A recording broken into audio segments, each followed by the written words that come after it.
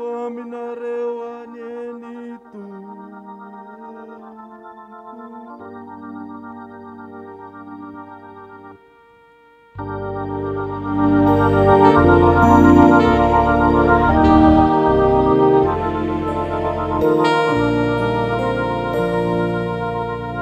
Anio alahady faraiky amby folo ny volana jolay taona raiky amby roapolo amby roa arivo alahady fahaenina manaraka ny trinité ity anio ity ary fotoana miavaka ihany koa ho antsika eto amin'ny fitezam-panahy protestanta ao amin'ny folo alin-day eto Ampahibe satria ity alahady ity no hitrotronam-bavaka sy ampaherezantsika ny ray aman-dreny mpitandrina amin'ny asa izay niantsony tompo azy dia ny mpitandrina Rakotomazafy Mikaela mianakavy izany.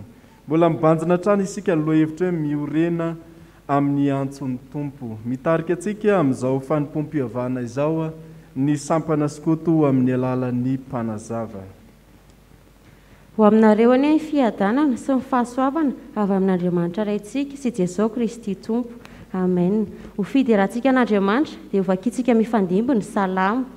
Salamo 570 ny andininy voalohany ka hatramin'ny faha 1 Salamo 570 ny andininy voalohany ka hatramin'ny faha 1.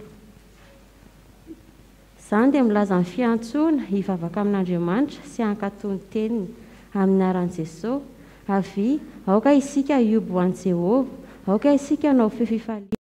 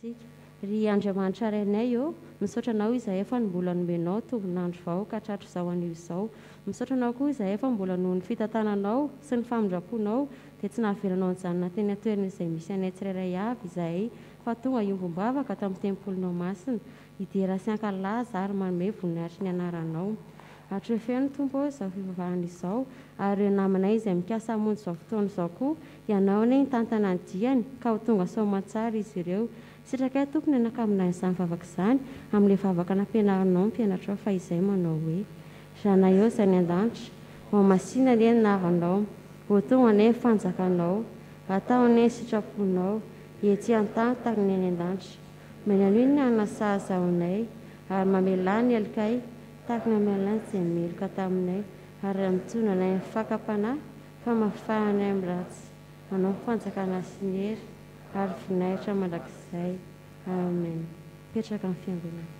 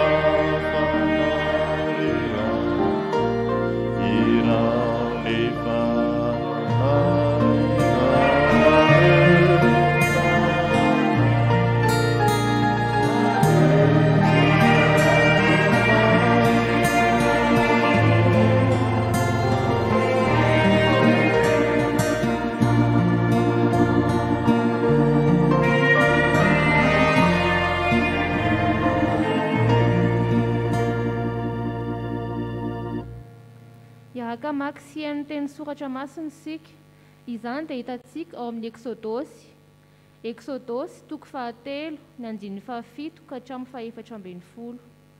Eksodosy toko 7 ny andininy 7 ka hatramin'ny 14. Rehefa hita dia ho vakiako amin'ny anaran'ny Tompo. Ary hoy Jehovah, efa hitako tokoa ny fahorian'ny oloko izay any Egipta, ary efa reko ny fitarainany noho ny ataon'ny mpampiasa azy. Eny, fantatro ny alahelony. Dia efa nidinao ka hamonjy azy amin'ny tanàn'ny Egiptianina ka hitondra azy hiakatra ela amin'izany tany izany ho any amin'izay tany sosy malalaka dia any amin'izay tany tondran-dronono sy tantely, any amin'ny tany Kananita sy Etita sy ny Amorita sy ny Perizita sy ny Hivita ary ny Jebosita. Ary ankehitriny indro ny fitarainan'ny zanak'Israely dia efa mbiaty amiko sady efa hitako koa ny fahoriana izay ampahorian'ny Egiptianina azy. Koa avy ankehitriny ianao iraiko ho any amin'ny Farao hitondra ny zanak'Israely oloko hivoaka avy any Egipta. Fa hoy Mosesy tamin'Andriamanitra, iza moa no hankany amin'ny Farao sy hitondra ny zanak'Israely hivoaka avy any Egipta? Ary hoy izy, ombanao tokoa ao, ary izao no famantaranao anao fa izao efa naniraka anao. Rehefa entinao mivoaka avy any Egipta ny olona dia hanompo an'Andriamanitra eto amin'ity tendrombohitra ity ianareo. Ary hoy Mosesy tamin'Andriamanitra, indro rehefa tonga ny amin'ny zanak'Israely ao ka manao aminy hoe, Andriamanitra ny razanareo no efa naniraka eo aty aminareo, ary anao amiko hoe kosa izy, iza moa no anarany? Dia ahoana no havaliko azy? Aroy Andriamanitra tamin'i Mosesy izao izay izy hatrizay ka ho mandrakizay. Aroy koa izy izao no lazainao amin'ny zanak'Israely izao izay izy no efa naniraka ay ho aty aminareo. Amen. Mbola ito ny vakiteny.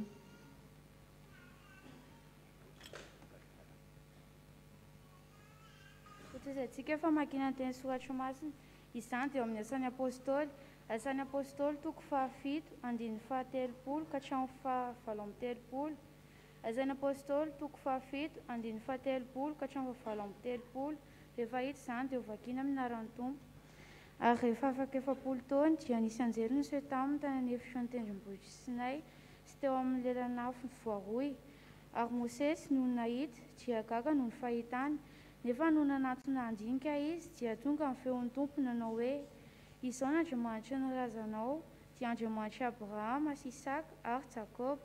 Dia torakofitra Mosesy ka tsy nandinika ary hoy Jehovah taminy: esoriny ny kapa amin'ny tongotrao fa masina io tany hijanonanao io. Hitako tokoa ny fahorian'ny oloko tany Egypta ary nidina hamonjy azy aho ka andeha ankehitriny dia irahako any Egypta ianao. Izany Mosesy izany dia nilaviny ka nataony hoe: iza nanendra ny alaho ho mpanapaka sy mpitsara? Kanjo izy ihany no nirahan'Andriamanitra ho mpanapaka sy mpanavotra nomba ny tanany anjely ilay niseho taminy teo amin'ny voaroy. Izy no nitondra ny olona nivoaka sady nanao fahagagana sy famantarana tany Egypta sy teo amin'ny ranomasina mena ary tany an'efitra 7 taona.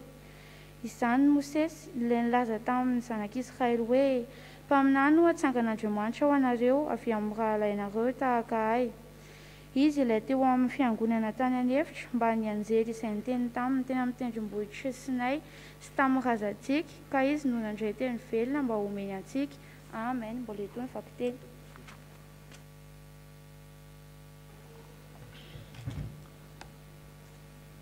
Ho faranantsika ny famakiana ny teny soratra masina. Izany dia hitantsika ao amin'ny Jaona toko 10 andiny 1 hatramin'ny 10. Jaona toko 10 andiny 1 hatramin'ny 10. Rehefa hitantsika izany dia ho vakiana eo am-pitsanganana.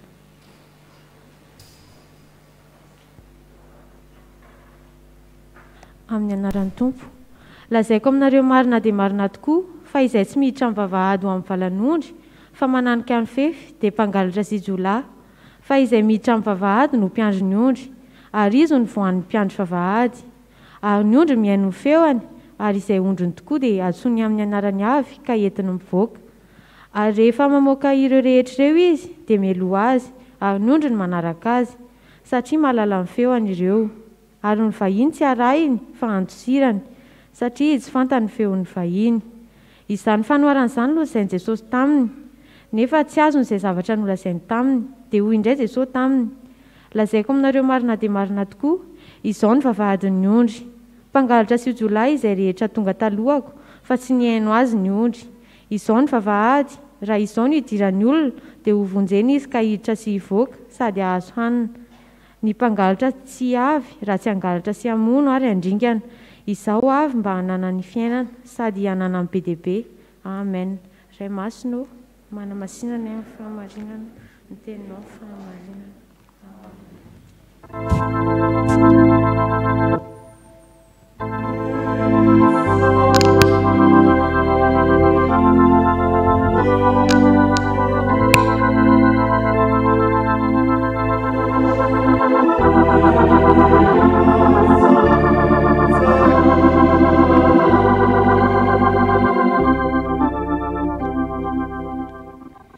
Kivavakisika Andriamanitra iray tsara indrindra misaotra sy mideranao izahay no ny soa rehetra raisinay aminao aminao omenao hanina isan'andro izahay sy fifaliana azy ary zava-tsoa rehetra. Efa nomenao anay ny teninao masina izahay norenesinay teo ho toriana aminay izany dia mangataka aminao izahay fanahy masinao mba hitoetra ao anatinay tsirairay avy ary aoka ihany no enendry ny lelan'izay hitory izany aminay ka izany satria irery ihany ane no renesina eto misaotra tompo amen.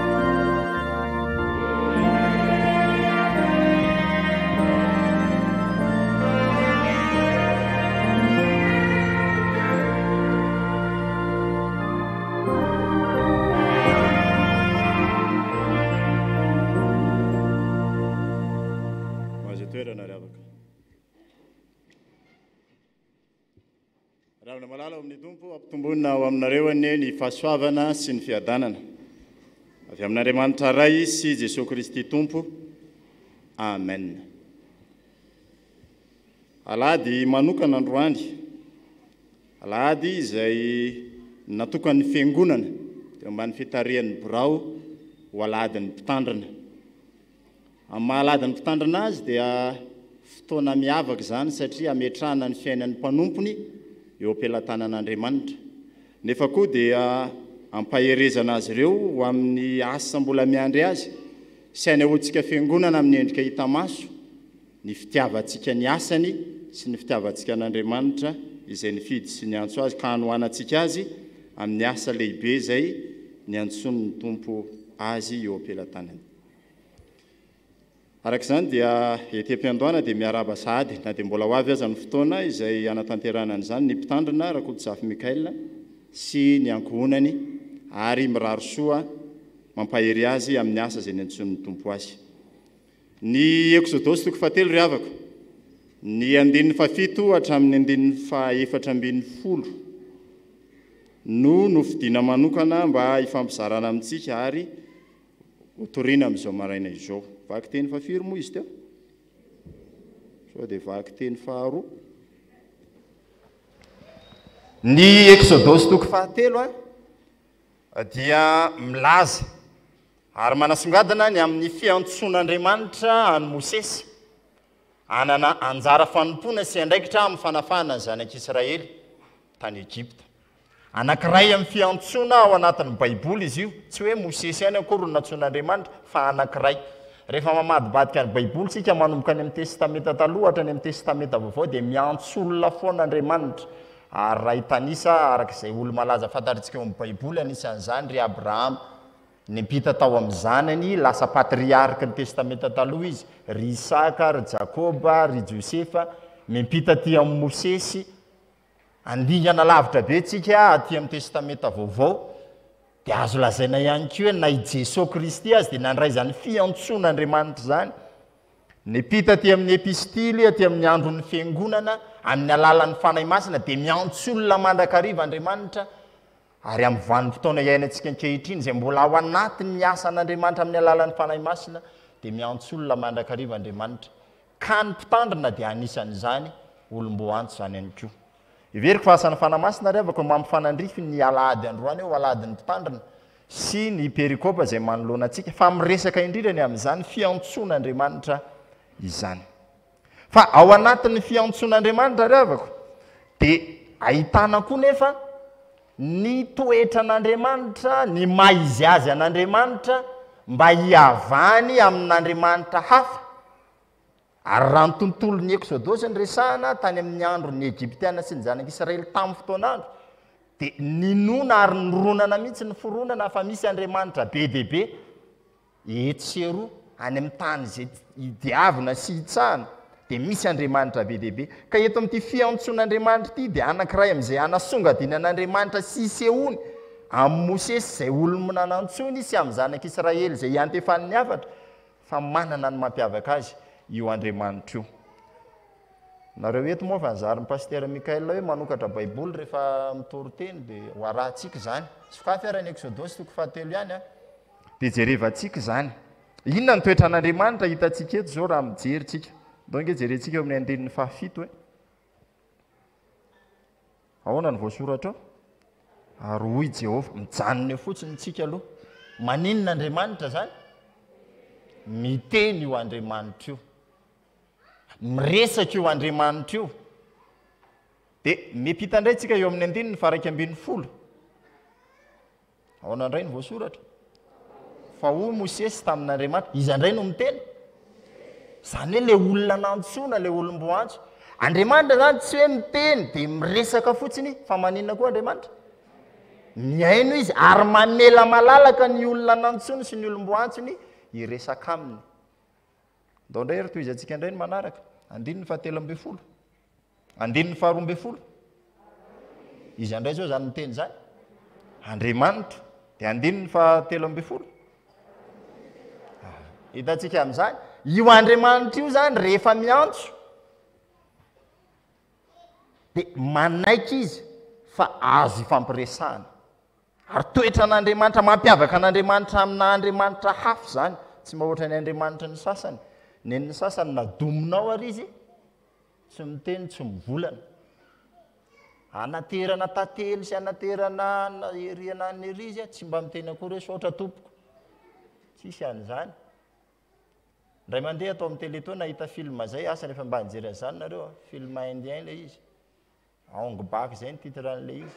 Fa nangalarin'le olona, nangalarin'ny olona le Andriamanitra fa tsy nahavita niaro ny tenany. Zany ny Andriamanitra ny hafa zany. Fa ny Andriamanitra ny Baiboly izay miantso dia Andriamanitra miteny, Andriamanitra miresaka ary Andriamanitra afaka miaino ary mandray ny resaka ataon'ny olona aminy ihany koa.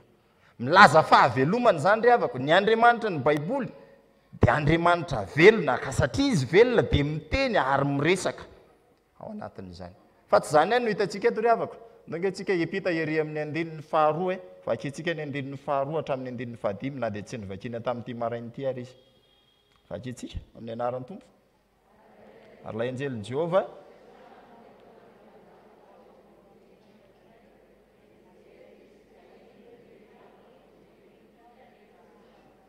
Ary hoy Mosesy ivily kely ao ka izaho io fahitana lehibe io ahafantarako izay tsy alevonany roy memy. Ary rehefa hitan'i Jehova fa nivily izaho izy ka nanao hoe ry Mosesy dia hoy izy inty aho mijanona eo isika. Ny Andriamanitra izay niantso eto ry havako dia Andriamanitra tsy mba miafokafina fa Andriamanitra say manatrika ny olona izay antsony. Ny fisiana afo eto ary hitantsika fa afo manokana izy ity, afo spesialina. Naninona moa le roy memy? Nirehatra fa tsy naninona? Tsy nalevonana, zany hoe tsy nentamay fa niseho lay afo. Ary io le fisiana afo tao anatin'ny roy memy io dia tsy inona tsy akory fa milaza lay fanatrehan'Andriamanitra amin'ilay olona izay nantsony. Nantsony mihitsy Mosesy ary izy Andriamanitra no miteny ao anatin'le afo. Ny fanatrehan'Andriamanitra dia asehony amin'ny alalan'ny afo. Ary rehefa nanatiny Mosesy dia ahoana izy izy? Esoriny ny kapanao fa tany masina io. Lay tany talohany nisehoan'Andriamanitra teo efa masina ve? Tsy mbola masina fa ny fanatrehan'Andriamanitra teo ny fisehoany tamin'ny Mosesy no nahamasina n'ilay tany. Manatrika Andriamanitra amin'ny olona ary manatrika eo amin'ny tany. Ka ny fanatrehan'Andriamanitra no manova an'ilay tontolo mamadika an'le afo sy mamadika an'le tany anjaro tany voatokana ao anatin'izany fanehoan'andriamanitra ny maizy azy izany zavatra hitantsika eto izany fa toy izantsika ihany misy toetra an'andriamanitra mampiavaka an'andriamanitra manokana eto hiditra amin'le perikopy androany tsika vakitsika eo amin'ny andininy 7 sy ny andininy 8 efa hitako tokoa ny fahorian'ny oloko ary efa reko ny fitarainany nataony mpapahory eny fantatro ny alahelo mijanona eo aloha tsika ary misy zavatra anankitelo manaitra eo ry havako andriamanitra no mampiseho an'le izy ahoanao izy izy efa hitako ray izay faharoa efa reko manaraka eny fantatro andriamanitra izay miantso ry havako dia andriamanitra mahita sy mahatsapa ny zavatra mitranga eo amin'ny fiainan'ny olony ery amin'ny andininy 10 dia ambaran'andriamanitra mihitsy le olona zay resahana eto ny zanak'Israely zany ahoanao izy andininy 10 avy ankehitriny ianao irahiko ho any amin'ny Farao zanak'Israely maninona izy oloko ny olon'andriamanitra dia fantatr'andriamanitra ny mahazo azy averinandray mandeha hitany reny fantany ny zavatra mangejany le olona io ny andriamanitra ny baiboly ny andriamanitra dia antra olona mahatsapa tsara ary afaka mandray any anatiny midona amin'ny fiainany ny zavatra atrehan'ny mpanompony sy mba ohatra ny andriamanitra ny sasana andriamanitra sarivongana haetsika vao mihetsika hitenenanao na misofona ary izy manino tsy mandre hitarainanao izy hitalaonao eno izany reny ohatra ny sokatra naninona moa latsahambaratra fa ny andriamanitra ny baiboly ny andriamanitra zay miantso ny olona miantso ny fiangonana dia andriamanitra afaka mahita sy mahatsapa ny zavatra mahazo ny olona ary tsy hoe mahita sy mahatsapa fotsiny izy fa hitantsika manaraka eo fa na dia ny fahavalo izay mangeja sy mamatotra azy aza dia fatany mihitsy andininy 7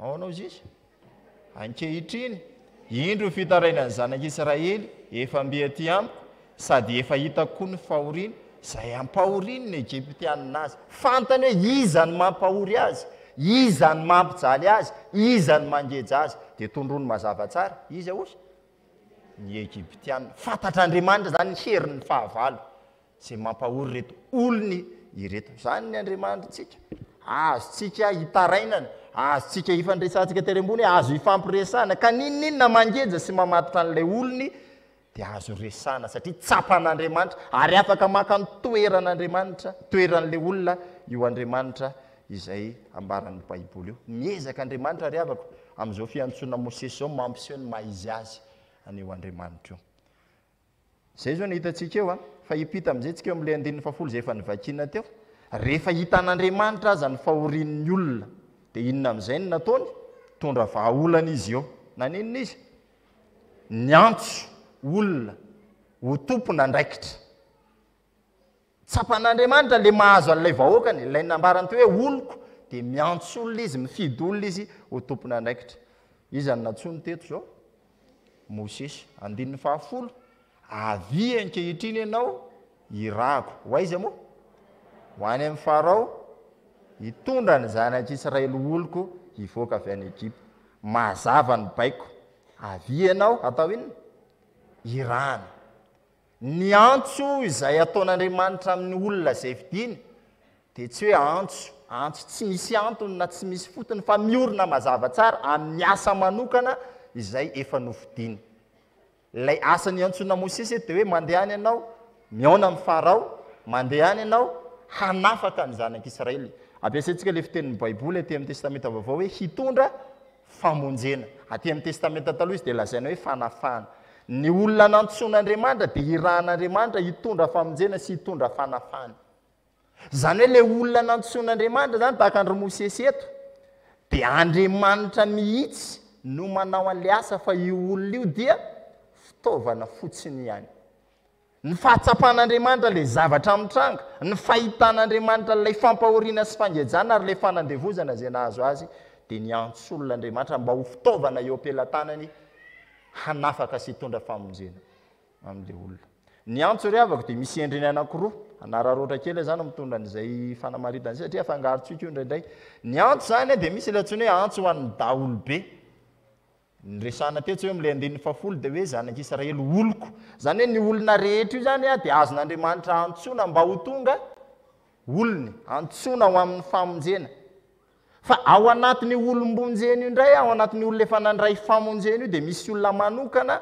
tahaka ny Mosesy ohatra nantson'Andriamanitra hoe avy ianao mena andraikitra manokana zany le atsotsika zana-bazaha hoe vocation hitanareo zao fa tsy ny olona rehetra zay nandray famonjena ny lasa pastera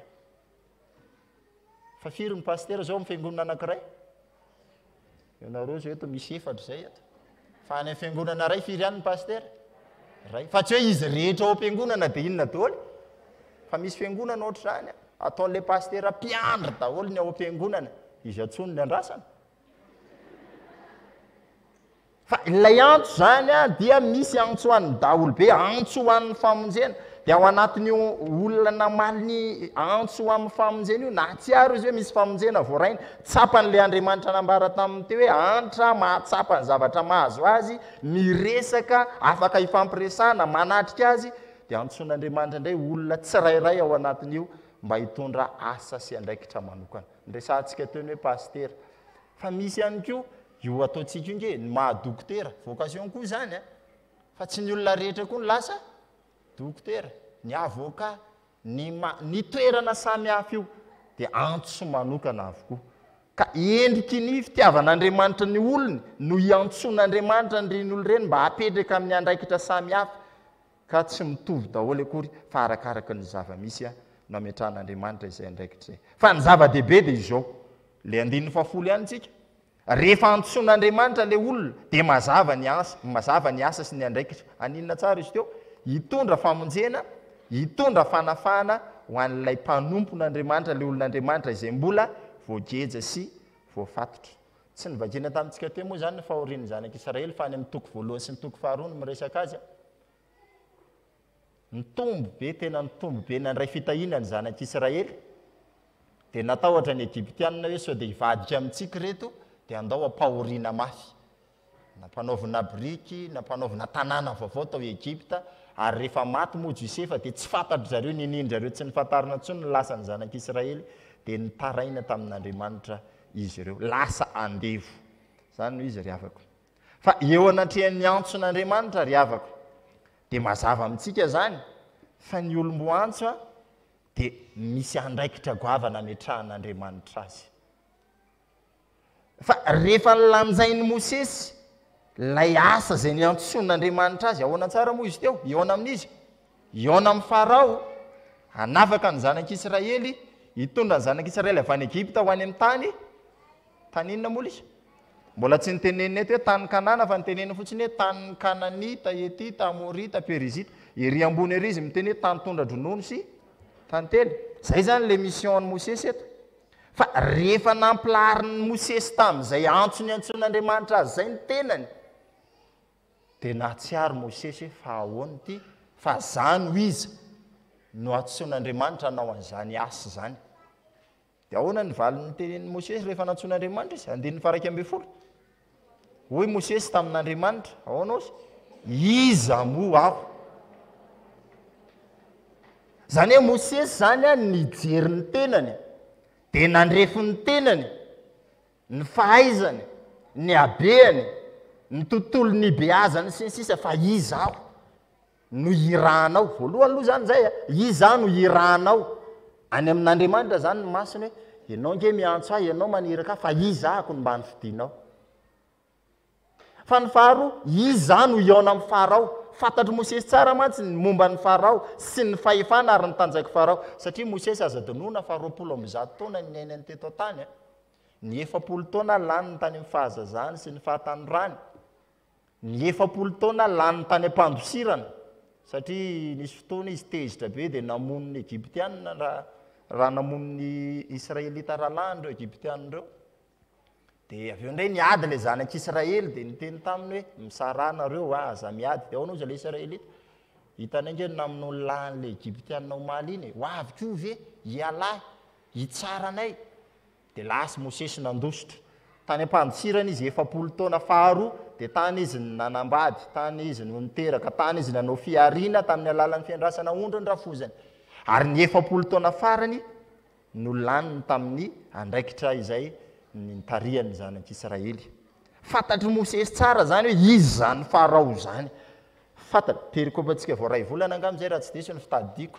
Fantatritsika hoe Mosesy dia nalainy zanaka vavin'ny Farao ho tezaina tao aminy. Ary zay moa nahatonga ny anarany hoe Mosesy satria nalaina tamin'ny rano. Fantatry Mosesy dia nobeazina tao amin'ny tany Egypta. Ka nahoana no izaho izy nofidianao iza moa aho. Fakapana mahazo ny olombo antso zany ry havako. Na tsika fiangonana zay nandray ny antso eo amin'ny famonjena manontany teny hoe fa maninona ny mba nifidian'Andriamanitra.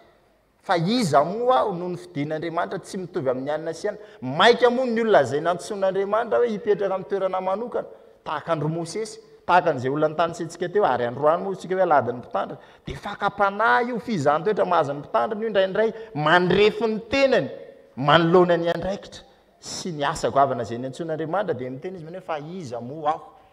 Tsapan'ny olombo antso mihitsy ny fahakelezany ny mahatsinotsinona azy eo anatrehan'ny antso izay antsoin'Andriamanitra azy. Fa rehefa niteny an'izay Mosesy dia Andriamanitra ihany no mamaha olana. Hitantsika ilay fifamalian-dresaka ao anao izay Andriamanitra. Aitsika izao andinin'ny 12 ary hoy izy omba anao tokoa aho. Zay nidika ny teny hoe omba anao dia zao aza matahotra ianao fa tsy ianao no miasa, tsy ianao rery fa eo aho. Za le nifidy sy niantso anao, za le nijery anao tao anatin'ny maro ka nanokana anao amin'ity toerana ity, eo aho. Fitaovana ihany ianao fa eo aho. Ny hevitra faharoa amin'ilay hoe omba anao dia hoe tsy avelako handeha rery ianao fa hiaraka aminao mihitsy aho. Zay misy anao dia misy aho. Ary zay misy aho koa dia maneno dia misy anao. Ary zany ange Jesosy Kristy tena niteny nivantana an'izany izy taty amin'ny testamenta vaovao. Rehefa naniraka ny mpianatra izy dia averimberiny zany aza matahotra hozy izy. Zay mandray anareo dia maneno mandray aho. Zay mandray anareo dia mandray aho. Rehefa nitsangana tamin'ny maty izy dia mbola nanome an'izany toko zany. Efa nomena ny fahefana rehetra any an-danitra sy ety an-tany dia mandehana anareo dia ary ambany ary izy miteny manao hoe indro izaho momba anareo manan-kariva. Fa olana nomen'Andriamanitra sady fampaherezana ilay mpanompo izay nantsony dia ny hoe omba anao tokoa aho. Zany ny zavatra misy ry havako eto amin'ity perikopa ity. Hivadika ry havako aty amin'ny alahadiny mpitandrina. Satria mifanandrify loatra amin'izany tantarain'ny Exodosy zany ny atrehantsika ankehitriny. Ny mpitandrina ry havako aty amin'ny sehatry ny fiangonana antsika miresaka dia tsy mampanenina mihitsy ny miresaka an'izany. Indraindray adinitsika fa ny mpitandrina ny ka olombo antso e. Olombo antso. Olombo antso daholo tsika rehetra io araka izay nahazavaina teo. Fa misy ao anatiny be sy ny maro vao tamin'ny herinandro izy ao nisy zany tato amin'ny FJKM concours idirana ho mpitandrina. Antsoina. Fidina zany hoe izy ny tokony anao an'ilay asa. Olombo antso ny mpitandrina. Fa io mpitandrina io na dia nianatra azy manana ny maha izy azy dia mahatsiaro foana io mpitandrina io hoe inona moa aho, zinona moa aho no mba fidinana ao an'ity asa ity. Satria ny asa mampitandrina, ny asa fitondrana fiangonana, ny asa fitariana ny zanak'Israely zay ny fiangonana ankehitriny satria ny zanak'Israely no antsoina hoe fiangonana tao amin'ny testamenta taloha sady firenena izy ny fiangonana. Ary sika io mason'Andriamanitra dia sady firenena ny fiangonana, olony hitondra ny zanak'Israely vaovao dia ny fiangonana isika rehetrarehetra. Ny ala avy any Egypta andeha hoany ny tany Kanana. Inona moa zao ny tany Kanana eritreretintsika tongavana? Ena ilay tany tondra-dronono sy tantely zao. Ny fanjakan'ny lanitra. Dia mahatsiaro ny mpandinika anankiray izay ihany teny izy manao hoe l'église est toujours en voyage. Zany hoe mandeha mandrakariva fiangonana, mbola eny am-pandehanana ny fiangonana. Tsika zany zao mbola tsy tonga any amin'ny tany Kanana. Fa nongotana avy tao amin'ny tany Egypte tsika tao ambany fanandevozan'ny Farao dia hoentina any amin'ny tany Kanana. Ary zany koa no asan'ny mpitandrina, asan'ny olombo antson'Andriamanitra manafaka atsika avy ao anatin'ny aizikitroka dia mitantana atsika, hitondra atsika, apiditra atsika raha izay no mahatsara azy kokoa ho any amin'ny tany Kanana dia ny fiainana mandrakizay. fantatra ny mpitandrana nefa ny abean'ny asa ny agoavan'ny asa fantany koa ny mahabitika azy eo anatrehan'ny asa io tsy miankina amin'ny alavana sy ny afoezana tsy miankina amin'ny hoe nianatra taiza sy ny diplôma ilainy zany eo amin'ny asa satria olona ny tariny fa fitaovana ihany reny fa ninninona ezaka ataon'ny mpanompon'Andriamanitra dia mahatsapa mandrakariva izy fa bitika sy kely eo anatrehan'ny asa goavana izay nomen'Andriamanitra azy ary zany no antony aladiny mpitandrina ry havako anehoan'ny fiangonana fa mila fampaherezany olona io mila fanohanany olona io ary ny fiangonana tsy hafange fa ty amin'ny tontolon'ny testamenta vaovao tsika miresaka fa ny fiangonana dia antsoina hoe tenany Kristy ny lohany dia ny fiangonana ny vatany ka ny fiangonana zay manohana ny mpitandrina zany dia tsy hafa fa endrik'Andriamanitra manohana n'ilay olona zay nantsoin'Andriamanitra ny zavatra rehetra zay ataontsika ho an'ny mpitandrina ho an'ny mpanompon'Andriamanitra dia fanohanana mihitsy ilay antso zay nantsoin'Andriamanitra azy mba hahatonga azy hitraka hahatonga azy ahatsiaro hoe momba ato koa Andriamanitra ka tsy mandeha ao anatin'ny fisentona izy manao an'ilay asa tsy mora ny asa mampitandrina tsy mora ny fitariana ny olona avy any Egypta ho any amin'ny tany Kanana ary hitatsika rehefa mamaky ny Exodosy ray manontolo isika fa alohan'ny atongavana any amin'ny tany Kanana anie ka mbola andalo ny ranomasina mena mbola andalo ny tany efitra ary eo anelanelan'ny tany Kanana sy ny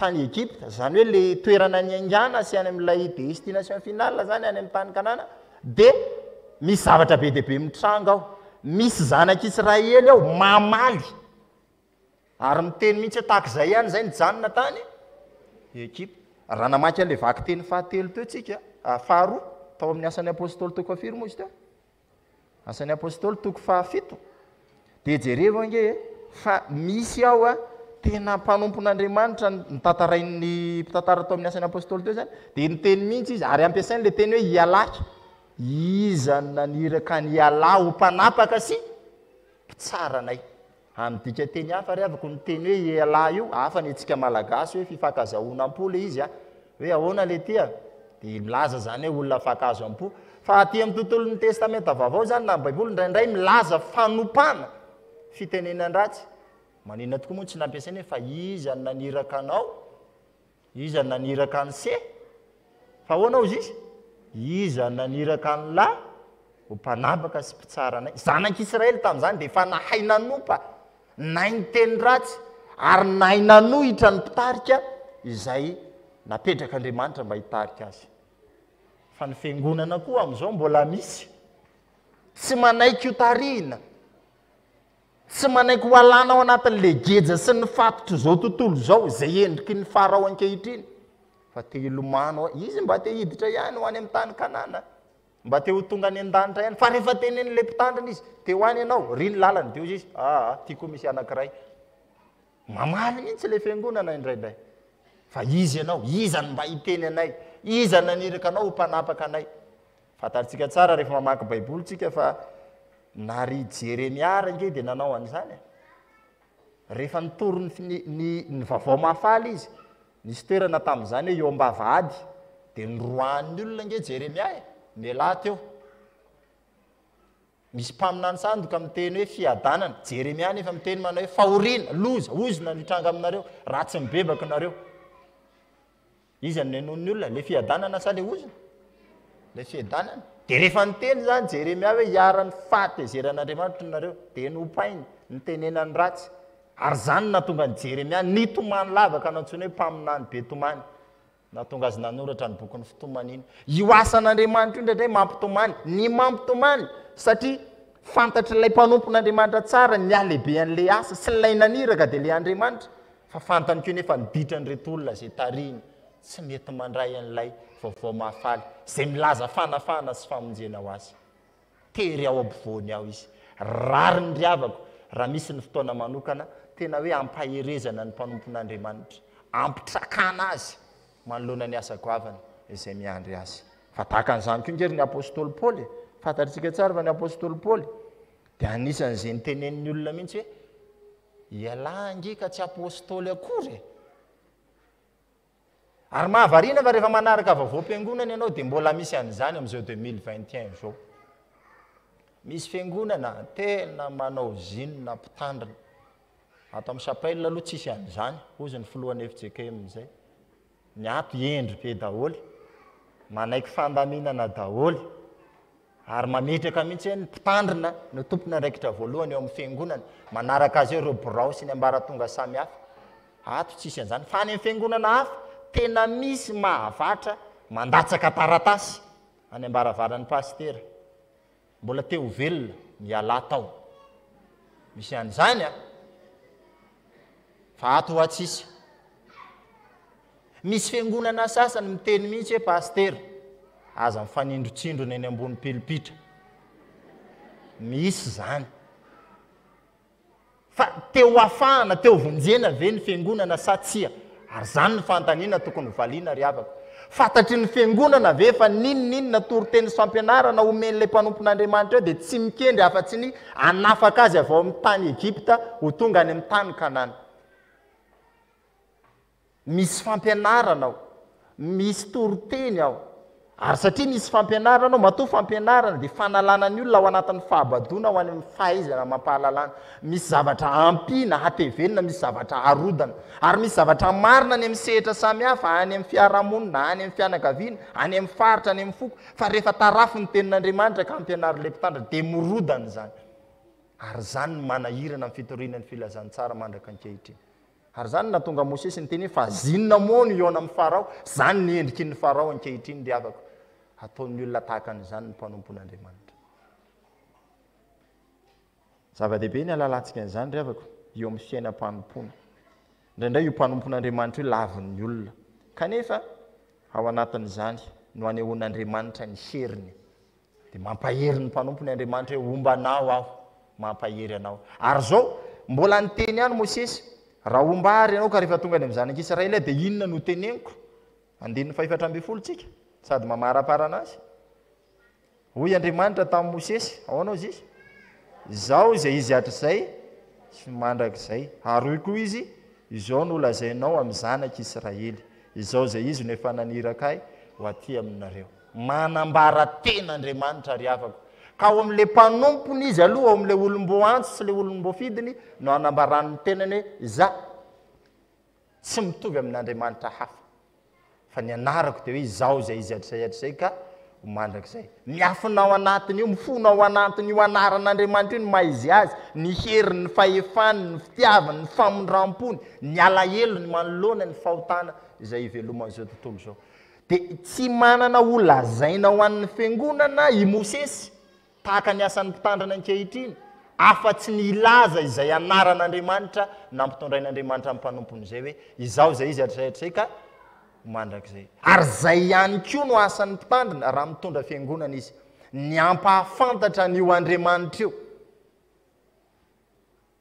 fa ndraindray misy olona zany rehefa tonga ato am-piangonana izy hoe izy amarina moa Andriamanitra dia rehefa tenena aminy hoe zao nge ny Andriamanitra dia izy ohatrany tsy zany a izy indray no mitsikeran'ilay iny ilay fampianarana hoentina ary ankehitriny moa mampalahelo fa eny amin'ny ainao manjery eny zao bebe ny milaza ho mpanompon'Andriamanitra dia mitondra zao karazana fampianarana zao ny anaran'Andriamanitra zay ampianarina anao zao dia lazainy fa tsy izy tonontononiny ao daholo na Jesosy Yesoa Yahoe siza tononony ao ozongozoniny hatramin'ny zavatra nampiorenana anao ny sakramenta zay natao taminao teto amin'ny alitara masina nalazainy fa manina diso ny batisanao io tsy marina fa ny atino izy ary raha marina ny Andriamanitra ao maninona ianao ny mbola ohatran'izao maninona ny fiainanao ny mbola sahiran-dava maninona ianao ny marary lava fa makanisa ty aminay fa ty aminay zay tsy mitory raha tsy misy porofo zany angeny ataon'ny olona zao ny anaran'ny fiangonana sasany aza moa nataony mihitsy hoe vahao ny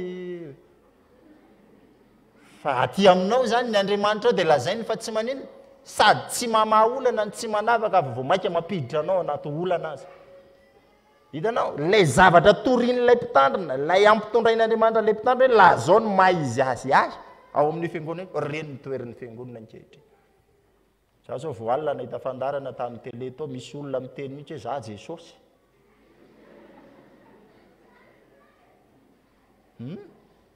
zany Jesosy alohan'ny andanako aty mbola namerina kely nijery an'ilay izy fa eto Madagasikara mihitsy zany ary tsy lavitra fa efa eto Antananarivo.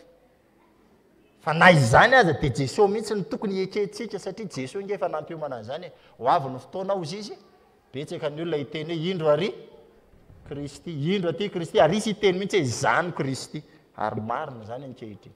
Ny lalana hitondran'ny mpitandrina antsika ry avako dia tsy misy afa-tsy ny hitondrantsika ho ao amin'ny avy any amin'ny tany Egypta ho any amin'ny tany Kanana, avy any amin'ny fanambevozana ho any amin'ny tany fahafahana, avy ao amin'ny fatotry Satana feno aizina ho any amin'ny fanjakana mandrakizay dia ny fahazavana. Ary ao anatiny zany dia tsy misy afa-tsy ny fanambaran'Andriamanitra ny momba ny tenany no hitezan'ny mpitandrina atsika. Rariny, hitsiny, raha mifanohana aminy isika eo anatrehan'izany asa goavana izany. Dia mampahery ny mpitandrina isika, mampahery ny ankonany, mampahery ny vady aman-janany, fa ireo koa dia miombona antso aminy. Fa ny fiangonana koa mampaherizina hiara hiasa mpitandrina ao anatin'izany rehetra zany. Fa raha mifanohana ny mpitandrina sy ny fiangonana dia voatoro mazava ilay Andriamanitra velona, ilay Andriamanitra miresaka, ilay Andriamanitra manafaka, ilay Andriamanitra manatrika amin'ny fotoana rehetra, ilay Andriamanitra miteny hoe momba na voatoro mazava zany Andriamanitra zany, ka tsy ho betsaka intsony ny olona voahozongozona ka andehany amin'ny fiangonandiso sy lalandiso samihafa. Fa ao anatin'izany koa raha miara-miasa tsara ny mpitandrina sy ny fiangonana dia tanteraka ny tenin'ny Kristy manao hoe indro zaho ho avy hananany fiainana sady hananany be dia be. Ny tompo ry havako hitarika antsika amin'ny alalan'ny fanahy masina hanoratra izany teny izany ao am-politsika. Amen.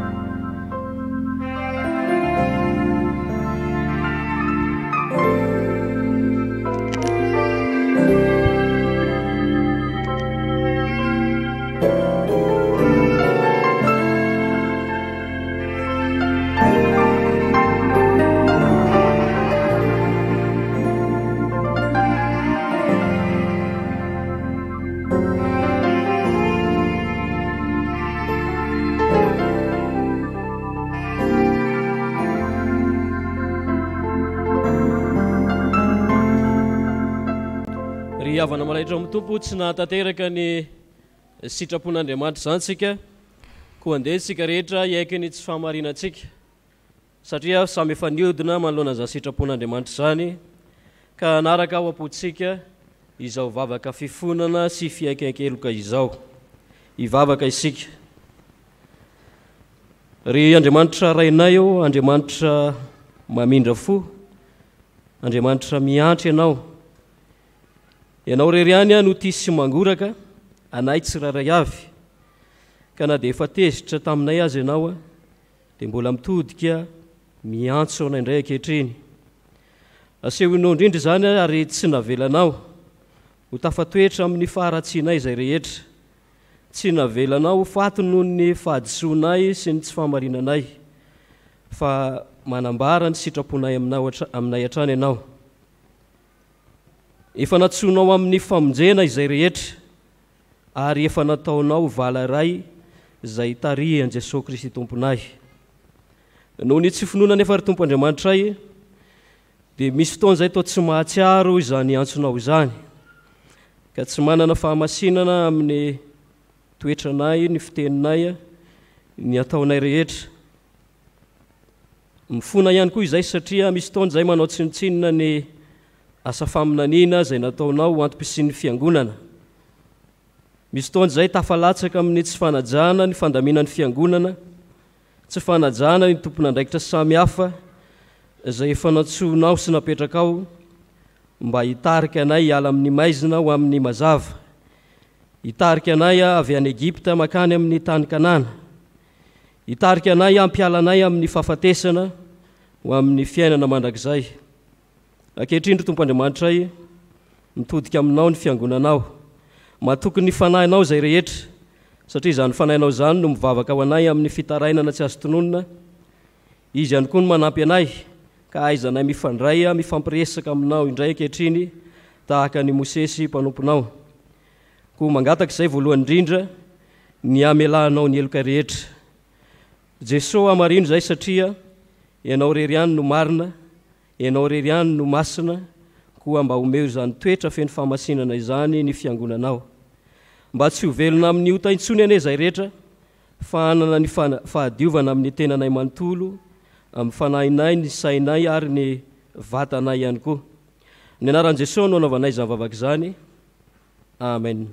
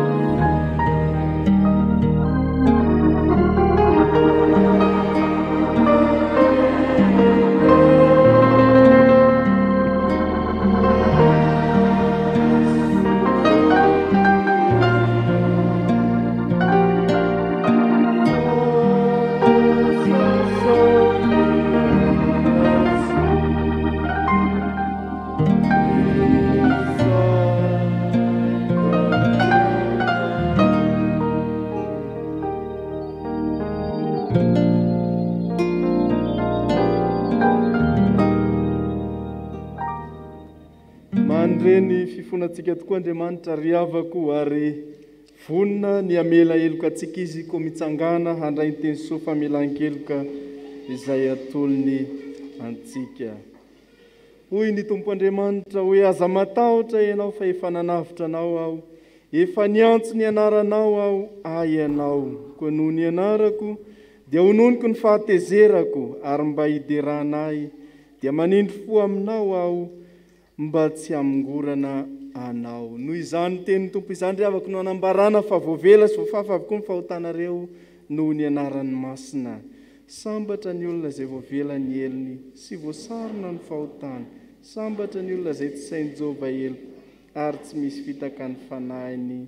Amen. Iraintsika ny firana fanampiny fahavalo amby efapolo.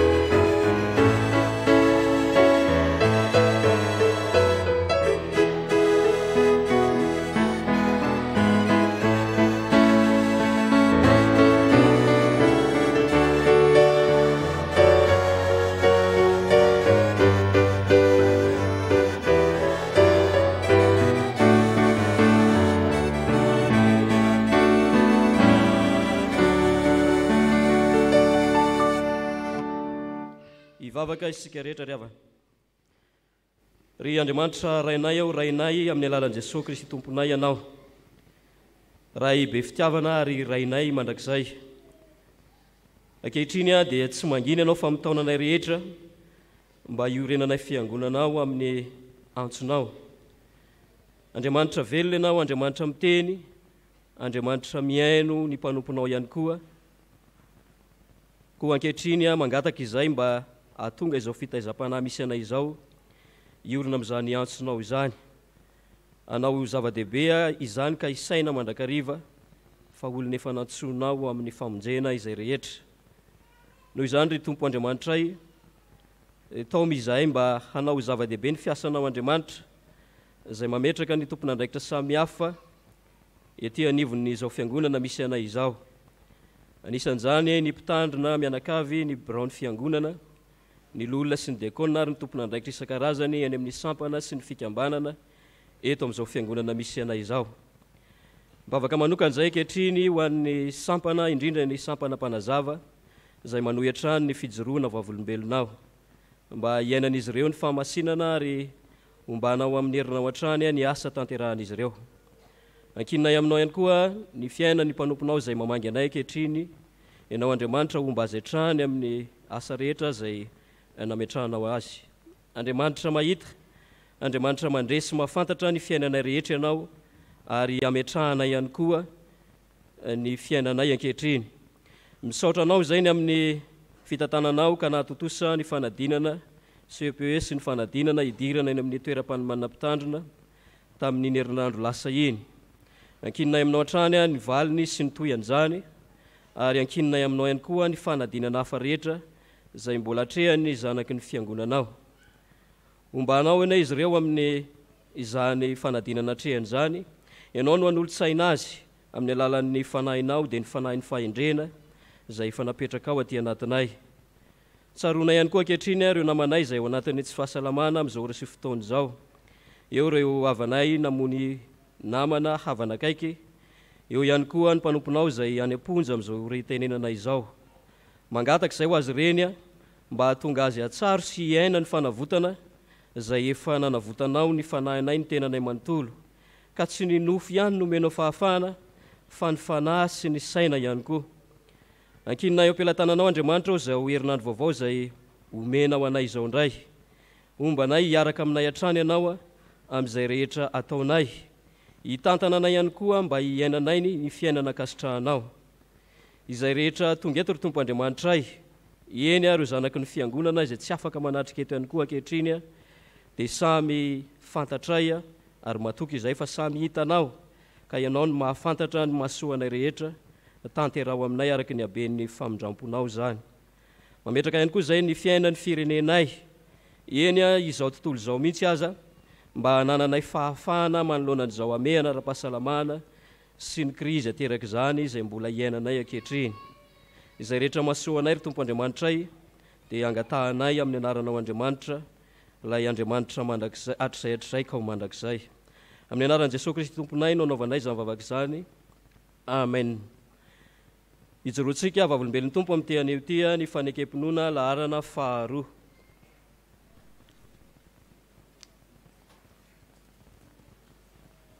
Isika minon'Andriamanitra raitsy to, mpanao lanitra sy ny tany, ary ny zavatra rehetra na ny hita na ny tsy hita, ary an Jesosy Kristy Tompo iray, zanaka lahy tokan'Andriamanitra, nateraky ny ray talohan'izao rehetra izao. Ny mazava avy amin'ny mazava, Andriamanitra tokoa avy amin'Andriamanitra, nateraka fa tsy natao, ray amin'ny zavatra rehetra. Izy no naharina izao tontolo izao, noho ny amintsika olombelona sady ho famonjenantsika, dia nidina avy tany an-danitra izy, ary nataony fanahy masina nofo avy tamin'ny Maria Virjiny, dia tonga olona izy. Nombona teo amin'ny azo fijaliana ho fanavotana antsika, tamin'ny nanapahany Ponto Pilato izy. Maty izy ka nalevina, nitsangana tamin'ny maty tamin'ny andro fahatelo arak'izay voasoratra izy. Niakatra ho any an-danitra izy, ary mipetraka eo tanana ankavanany iray. Avy ihany no hiaviany indray amin'ny voninahitra, hitsara ny velona sy ny maty, ary mandrakizay ny fanjakany. Isika mino ny fanahy masina, Tompo sady mpanome aina, izay avy amin'ny ray sy ny zanaka, ka hitsaoana sy hankalazaina miaraka amin'ny ray sy ny zanaka. Izy dia niteny tamin'ny vavany mpaminany, isika mino ny fiangonana iray masina miorona fanambaran'ny apôstôly ary manerana izao tontolo izao. Isika manaiky ny batisa iray ho famelan-keloka sady manantena ny fitsanganan'ny teny maty ary ny fiainana mandrakizay. Amen.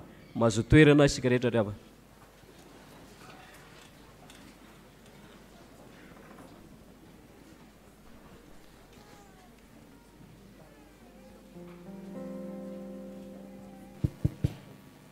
Misy ireo zanaky ny fiangonana izay roso amin'ny sakramenta batisa ry havako. Iraintsika ny ravalo amby 720 ny andiny voalohany sy ny faharoa. Eo anatin'izany ny miakatra avy hatrany ireo ray aman-dreny izay manolotra ny zanany eo amin'ny batisa.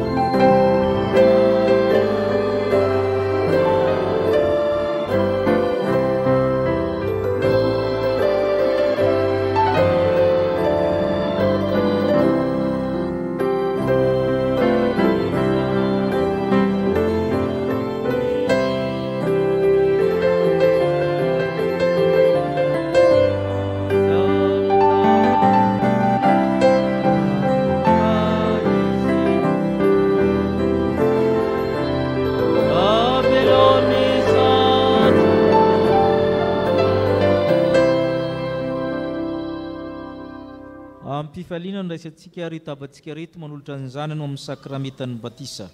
Okario enotsika ny teny fanorenana izao sakramenta masina izao. Hoy ny Tompo, efa nomenay ny fahefana rehetra nandandra sy aty an-tany, koa mandehana ianareo, da atao mpianatra amin'ny firenena rehetra, manao batisa azy ho amin'ny anaran'ny Ray sy ny Zanaka ary ny Fanahy Masina, sady mampianatra azy tandrina izay rehetra nodiko anareo. Ary ny zambomanareo mandrakariva ambara-pahatonga ny fahataperan'izao tontolo izao. Ary oriko ny fanekeko ho amiko saminao, mba amin'ny taranaka mandimby anao, mba ho fanekena mandrakizay, mbo Andriamanitra sy ny taranako mandimby anao ary anao kosa dia ho zanako. Fa ianareo rehetra dia zanak'Andriamanitra amin'ny finoanan'i Kristy Jesoa. Amen. Malohana za amin'ny tenin'ny Tompo zany ry havana, dia mangataka anareo hitodika avy hatrany amin'ny fiangonana hanonona ny fanekenareo ny amin'izao sakramenta masina izao.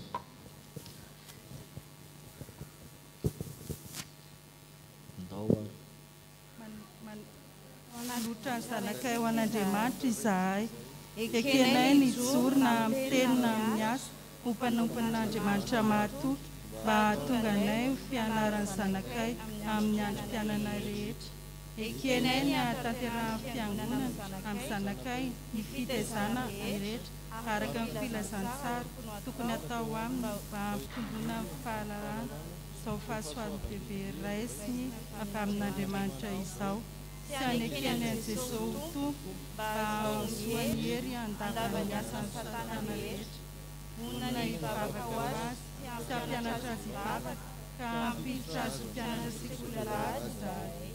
Ekenay ny hampianatra azy ny antony fanabatisa izao, ary ezahanay ny taona azy mpandray fanasany Tompo.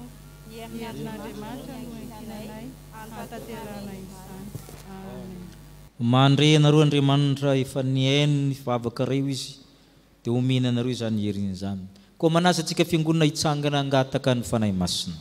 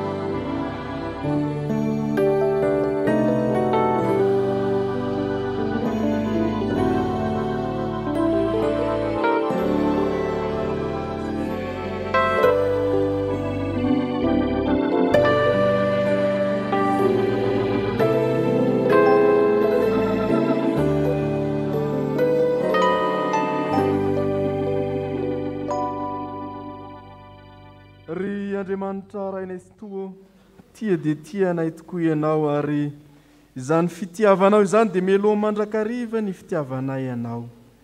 Tsanonay izao ny didin' Jesosy Kristy tomponay sy ny teny fampanantenana izay nomeny tamina nyrenana ny sakramenta amin'ny batisa. Koa mitalao aminao izahay raha eo manatrehanay. Aoka ny fanahinao masina anomery ny asa tanterahanay tao mpanaovana izao batisa izao. Fa rano mamelombelona ny zavaboary ty ary manasa ny loton'ny nofo rehetra mba ho famantarana ny fanadiovana anay ho amin'ny fiainana vaovao amin'ny Kristy zanakao anie izao. Ka ireto zaza izay atao batisa ireto anie dia ho voaray mandrakizay amin'ny fanekenao ka ampitafio ny zanakao izy.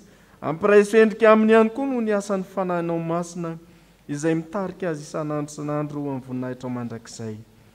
Isaoranay ianao Tompo fa tanteraka ny fanindreto ray aman-dreny ireto.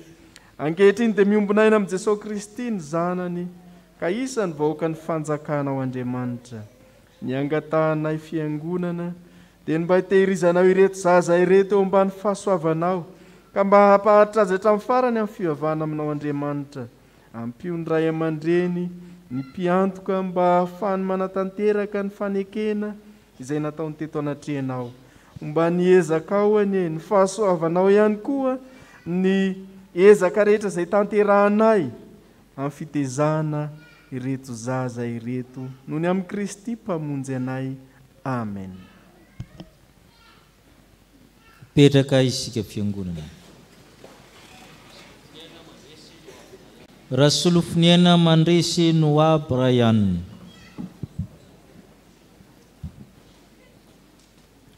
Iza manao batisanao amin'ny anaran'ny Ray sy ny Zanaka ary ny Fanahy Masina.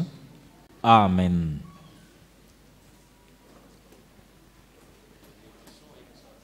Randriana Arson Aina Sarobidy. Iza manao batisanao amin'ny anaran'ny Ray sy ny Zanaka ary ny Fanahy Masina. Amen.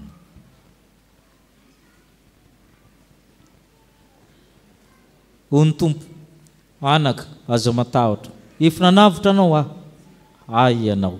Ento ireo zaza ireo tezao tsara fa nahazo ny Fanahy Masina ary tonga zanak'Andriamanitra. Amen. Ny hira fa fitambian'ny 200 no raitsika.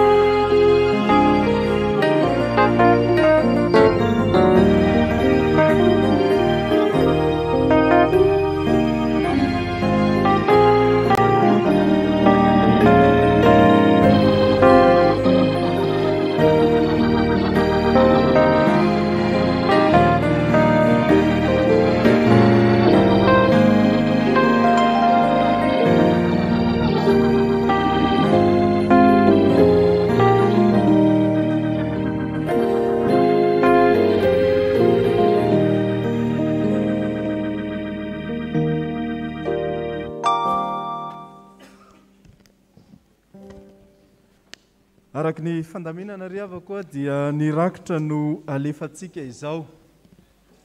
Mizara roa ny rakitra araka ny mahazatra antsika dia ny rakitra voalohany sy ny rakitra faharoa. Tatazantsika voalohany ao anatin'izany ny rakitra voalohany ary rehefa vita ny rakitra voalohany zay vao mandeha ny fanatazana ny rakitra faharoa. Ny antokopira no manatanteraka ny hirany toy izantsika amin'ny hira izay voalahatra mandritra izany.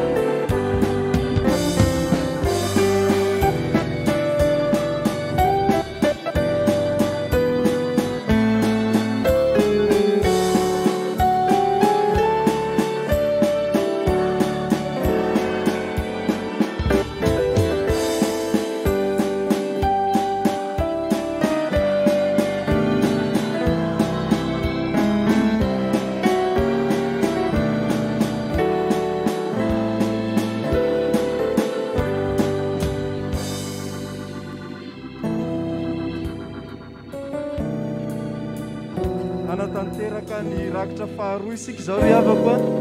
Izany rakitra faharoa izany no entintsika fiangonana anehoana ny fanohanana amin'ny fomba hita maso ny ray aman-dreny mpitandrina Rakoto Zafy Mikaela Mianakavy ary dia manasa avy hatrany ny diakonina vehivavy hanatanteraka izany. Ny hira valo amby 750 no iraintsika mandritra ny fanatazana izany rakitra faharoa izany.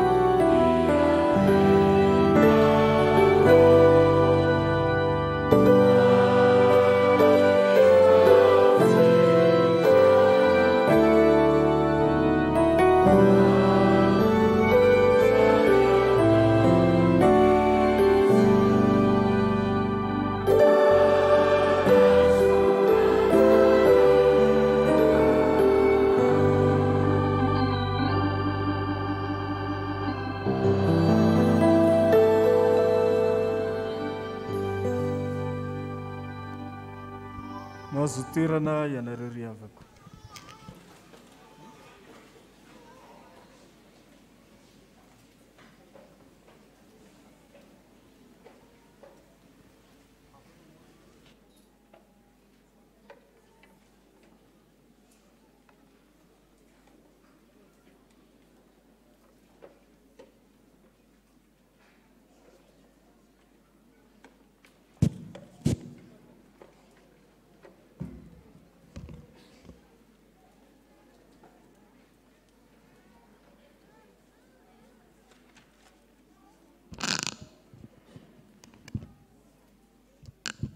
Dia ho aminareo rehetra ny ry havana ny fahasoavana sy ny fiadanana avy amin'Andriamanitra raintsika Jesosy Kristy Tompo. Amen. Toy izao indray ny vaovaon'ny fiangonantsika. Ny alahady anio ry havana dia natokantsika ho alahady mpitandrina, koa andrakitra faharoa dia atolotry ny fiangonana ho an'ny mpitandrina Rakotsafy Mikaela Mianakavy. Ny soutenance amin'ny pasteur Zakary dia ho tanterahana ny talata 13 Jolay ho avy izao amin'ny 10 maraina ao amin'ny fakulté Ambatonakanga. Mangataka antsika rehetra hitondra mavaka ny fotoana. Andray fitenenana ny tanora aorian'izao. Avy amin'ny sampana VFL, ampahafantarina isika mpiara-mivavaka fa ny didy potra faobe fanao eto amin'ny fiangonantsika dia ho tanterahana ny 1 Jolay ho avy izao, manomboka amin'ny 5 ora sasa maraina. Koa entanina isika izay vonina amin'izany mba hanoratra anarana ao amin'ny mpikambana VFL hatramin'ny 14 Jolay na iantso ny larana finday hita ao amin'ny Petadrindrina. Avy amin'ny sampana Dorcas, ilazana mpikambana rehetra fa misy ny fivoriana anio manomboka amin'ny 2 ora sasany eto am-piangonana. Avy amin'ny sampana Sekolealahady, misy ny fanadinana miaraka amin'ny foibe androany ho an'ny kilasy K6B atao eny amin'ny FJKM Andravoangy fivavahana. Amin'ny 2 ora izany manomboka, ankoatran'ireo izay hamonjy eny amin'ny 2 ora dia misy ihany koa ny fiarahana miainga eto am-piangonana amin'ny 2 ora sasany tsy diso. Miverina ny ratsana tanketsa anio hariva amin'ny 2 ora sasany. Mbola mitohy ny fanadinana eto am-piangonana ho an'izay tsy nahavita izany androany. Avy amin'ny AFF, totososomatsara omaly 10 Jolay ny fiofanana tafika masina izay notanterahana teto am-piangonana, koa misaotra mpitandrina rehetra sy ny fiangonana ary ireo rehetra nanatrika izany fiofanana izany. Izany tafika masina izany dia ho tanterahana ny 20 hatramin'ny 25 Jolay ho avy izao any Ambalavao tseny Paris, koa mangataka vavaka amintsika fiangonana rehetra mba hatotosana izany. Ho an'Andriamanitra irery ny voninahitra. Avy amin'ny Sampaty, ho fanatanterahana ny voalaza amin'ny filohan'ny fiangonana tao anatin'ny fandraisana fitenenana ny handritra vaovao-piangonana ny alahady 4 Jolay teo, dia hiverina noho ny asa fitaizana sy fanabeazana skoto ny Sampaty eto amin'ny Chapmy manomboka ny sabotsy 10 Jolay ho avy izao. Izany dia atao ao anatin'ny fanajana trany ireo fepetra sy sakana rehetra mba hiarovana amin'ny fiparitahan'ny valana aretina Covid-19. Ireto kosa ny fanaovanany 3T izay efa voalaza ny nandritra fivorian'ny mpievitra rà ny alarobia 9 Jona lasa teo. Ny kolo-talenta natao fandraisan'ny Sampaty anjara amin'ny fankalazana ny 20 taona nampitandrina sy ny 15 taona ny arahana nompo tamin'ny mpitandrina Rakotsafy Mikaela Mianakavy teto amin'ny Chapmy dia ho raiketina ny sabotsy 20 Aogositra 2024. Ny fisariana ny biety toana skoto kosa dia atao ny saika ho ataon'ny 20 Aogositra dia angatahana hempotra amin'io andro 20 Aogositra ihany ao aorian'ny fitaombavaka. Lancement bie momba izany kosa dia atao avy hatrany ao aorian'ny fivorian'ny birao ny 12 Jolay. Anaovana taritra mpitandrina sy ny birao am-piangonana ny endrika anaovana ny fankalazana ny 25 sy ny antsiprieny ho fanatanterahana ireo tetikasa voalaza rehetra ireo. Ho an'Andriamanitra irery ny voninahitra. Avy amin'ny komity fankalazana ny 20 taona nampitandrina sy ny 15 taona ny arahana nompo niaraka tamin'ny mpitandrina Rakotsafy Mikaela Mianakavy. Misaotra an'Andriamanitra isika fa tanteraka soamantsara ny hetsika fankalazana, fampianarana filazantsara nosoratany Jaona natao teto am-piangonana nandritra ny 5 andro alasinainy hatramin'ny zoma lasa teo ary nahely izany tamin'ny tambajotra sosialy Facebook sy YouTube.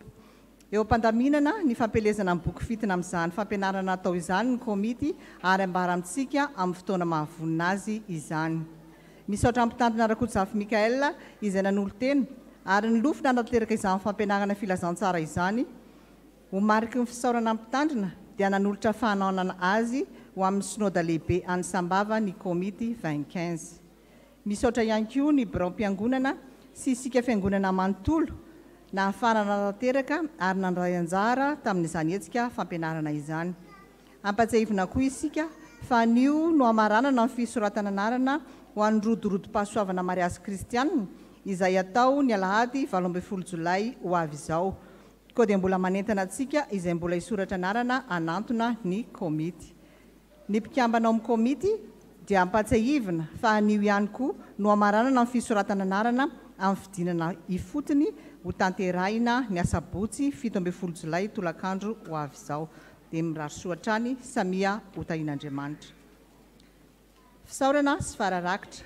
Misaora amin'ny zavatra rehetra fa izany no sitrapon'Andriamanitra ao amin'ny Kristy Jesosy ho anareo.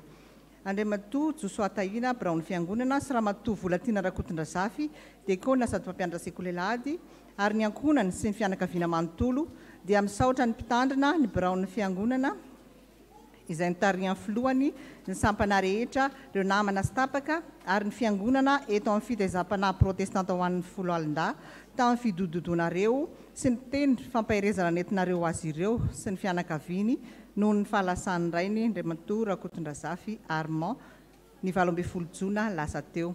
Andriamanitra manakaream-pahasoavana amin'ny zavatra rehetra ny amaly fitianareo isan'ny tokantrano.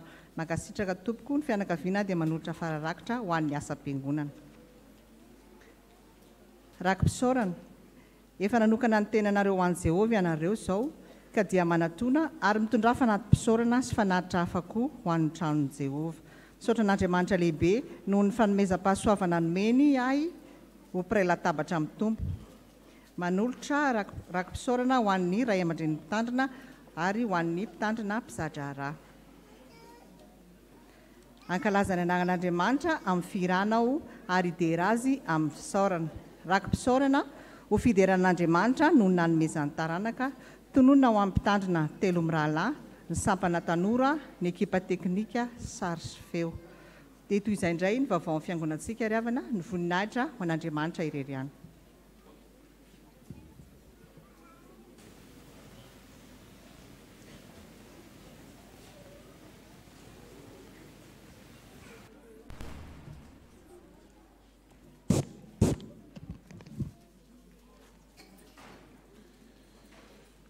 Miarahaba antsika rehetra mpianakavin'ny finoana amin'ny anaran'i Jesosy Kristy tompontsika.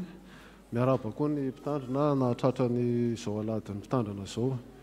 Ary manaraka an'izany dia miarahaba antsika tanora rehetrarehetra nahatratra n'izao aladiny STK FIBFJKM izao raha tsy diso ny tenako. Ina moa ny joroako eto anio tompoko? Noho ny fitahin'Andriamanitra ry havana dia nahatratra ny 17 taona ny orenany ny sampana tanora kristianina amin'ity taona 2020 sy 2020 ity. Araka ny tety andro izay efa nivolavolaina dia amin'ny alahady 20 ny volana aogositra eo afaka ray volana sy tapany eo no fotoana ankalazana an'izany 17 taona izany. Ny teny faneva no safidiana eo amin'izany dia hitantsika ao amin'ny Isaia 70:9 iarahantsika mijery izany tompoko. Isaia 70:9 dia iary hitsangana isika tanora atao amin'ny fiangonana iara-maka izany tompoko. Isaia 70:9. Rehefa niarana hita itsika dia ray mitsangana ary hamaka izany amin'ny anaran'i Jesosy Kristy tompo manao hoe mitsangana, mihazava, fa tonga ny fahazavanao ary ny voninahitry Jehovah efa miposaka aminao. Misaotra tompoko mazoto erana. Izany ary ny teny safidianay ary miantefa amintsika tanora rehetrarehetra eto amin'ny fiangonana, eto amin'ny fiangonana chapelle militaire Paibe. Ho antsika izay efa ao anaty sampana miorena tsara.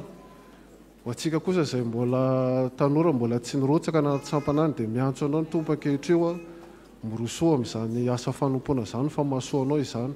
Tsy voatery ao amin'ny sampana tanora ianao miroso fa betsaka ny mitaiza tanora ato, ao ny skoty, ao ny sekolalahady. Ho anao kosa izay matoritory any noho ny antony maro samihafa eo ny Covid sy ny ohatr'izany dia manasa anao hiverinao amin'ny sampana fa mbola ao ny toeranao. dia ao anatin'izany fankalazana zany maromaro vitsivitsy ny zavatra karakaraina ao anatin'izany fa singaniko manokana ao anatin'izany ny fikasan'ny korala zany amoaka album vaovao amin'io alahady fa 12 aogositra io raha sitrapon'ny tompo dia amin'io andro io ihany koa ny tolakandro isy concert zany ampiarahanay amin'izay famoahana izay album izay ary anasanantsika rehetrarehetra menakavy sahady koa ao anatin'izany fanomanana izany indrindra no nijoroko teto maromaro izay ny fanomanana ao anatin'ilay izy dia manasa antsika rehetra zany mpikambana tranainy mpikambana ankehitrio ny birao asampana ny sakaiza sy ireo izay rehetra manam-paniriana hifanoana ao anatin'izany fankalazana zany mba hijanona rehefa mirava ny fitaoam-pavana ireo viva hivory kely vetivety eto tsika rehetrarehetra dia mankasitraka sady tompoko man'Andriamanitra rery voninahitra misaotra antsika naharitra ny eo. Fifaliana ho antsika nahavitany fanamasinana fanambadiana rehefa avantsika Rabe ary nirina Romario oly ary manana maminena Patricia asana ao izy ireo. Ay amin'ny ilany ato izy ireo dia miarahaba anareo ny fiangonana. Soara tompoko rehetra avantsika reto amasinana fanambadiana amin'ny heriny Irmanina sy Safidy asa ao izy ireo. Andriana dia mbola mananjaniaina Irmanina sy Rasoanirina mbola tina Safidy ao sady sy ao. Dia Frankisy Ziziana raha ao izy ireo dia mandalo amin'ny mpitandrina ao. Araka izany amin'ny talata ho avy zao ny soutenance de mémoire miaraka amin'ny pasteur Zakaria dia mitondra ambavaka an'izany tsika ary manasa antsika hanatrika. Ny manaraka fatatsika fa manana masera itsika hita amin'ny chapelle Mpaibea novoano ny vonamoaka n'izany masera zany vita ny fiofanana. Dia raha mily sodina Raymond Eliza zany vita ny fiofanana dia atokana ho masera mandra-pahafatina amin'izay izy miaraka amin'ny namany efatra amin'ny rahavavy raha fara amin'ny lala Christine, raha zaza roavana Pierrette, raha mily sodina Raymond Eliza, raha ndrianjanary minafely amin'ny ony zanaky ny chapelle izany ho an'izay tsy mahafantatra dia misy ny masera protestante ary ambavahady mitafo no tobindry ireo. 7 Jolay amin'ny 7 sasany amin'ny efitsika ambavahady mitafo no fanokanana fanamasinana azy ireo. Izy ireo manko mahatonga antsika tsy dia matadidy zany tsy dia azo toanana tahaka ny mpitandrina izy ireo fa mihidy ao. Dia tsika zany tsy mbola nandefa fanampiana tamin'ny aminy fa asaina koa tsika tonam-bavaka dia mba rodorodo any amoaka zay zanantsika zay mba hita zany fanokanana masera protestanta zany koa isika ambavahady mitafo 7 Jolay. Dia manasa antsika izy ireo masera mamre zay no anaran'ny fikambanan'izy ireo. Dia amin'ny asabotsy 7 Jolay zany. Ny manaraka an'izay zay andiany antso zay andiany ray promotion dia vitsy be zay fa 20 monjo zay. Dia manasa antsika rehetra fiaraha-misakafo aria amin'ny Lion d'Or zany amin'ny alahady ho avy zao. Mbola misy ny tapakila fanasana zany entiny dekona mandehandeha ao dia afaka mandray anjara amin'izany isika amin'ny heriny zany ary amin'ny Lion d'Or zany zay promotion zany manasanareo 20 mianada. Zao dia ananjara fitenenana ny andre ny fikambanana avy amin'ny Gideona ananjara fitenenana fo izy ndao ary.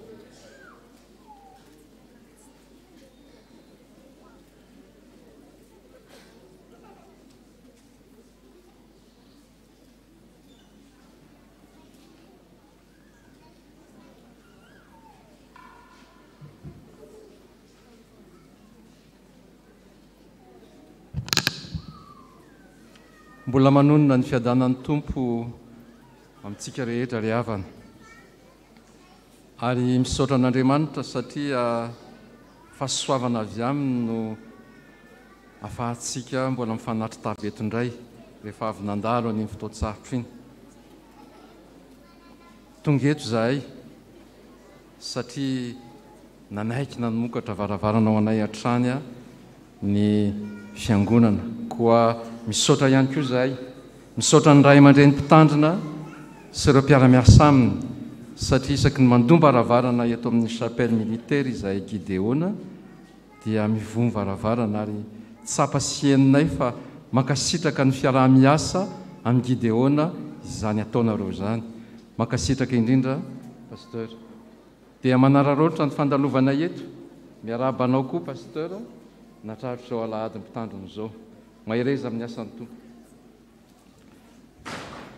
Ny afatra telo tianay atao ry havana izay efa mino fa fantatrareo satria tsy voalohany zao ny akabeazanareo dia inonay fa mahafantatra tsara anay.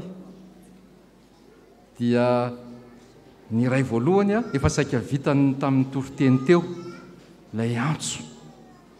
Mpamiangavy andreo namako Gideona sy auxiliairany mba hitsangana eo am-toerana azafady vetivety. Reo izahay. Raha jerenareo amin'izao mahazo mipetraka ianareo. Saotra tompoko.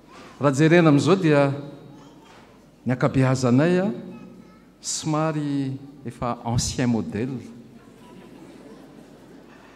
Efa nahazoazo taona ny maro aminay, mbola misy tanora ihany eo saingy vitsy. Ka izany indrindra no tena mba tiana hiantsoantsoana satria efa misy reraka. Raha to sanatria ampitahina amina automobile izahay dia efa Peugeot 505, Peugeot 405 zany ny betsaka ao. Dia mba mitady solofo sy dimby izahay, mitady mpanolo, tsy hanolo akory fa mba hiara-iasa aminay indray. Satria tena betsaka ny asa etson'ny tompo. Zay le antso tianay mba tsy ho very. Dia miantso ny herivelona rehetra. Zao no azadino ry havana. Ny fikambanany raisam-pirenena ny Gideona dia sampana velona ao amin'ny fiangonana miara-miasa aminy. Sampana velona miasa ny ivelan'ny rindrina. Mitory sy mizara ny filazantsara. Iraka masina zany. Raha jerentsika ao amin'ny filazantsara ny Kristy araka ny Jaune toko 10. Toko 7:10. Jerentsika inge hoe toko 7:10 azafady. Dia toy izao voasoratra ao amin'ny anaran'ny tompo. Fa toy izao no nitiavan'Andriamanitra izao tontolo izao. Nomeny zanany latokana mba tsy hisovery izay rehetra mino azy fa hanana fisainana mandrakizay. Zany ny fitiavan'Andriamanitra. Dia isika rehetra na ny toriteny na ny asan'ny sampana isan-karazany dia manohy an'izany asa masina zany. Dia ny Gideona koa manohy an'izany. Fa ny azy ny ataony dia inona?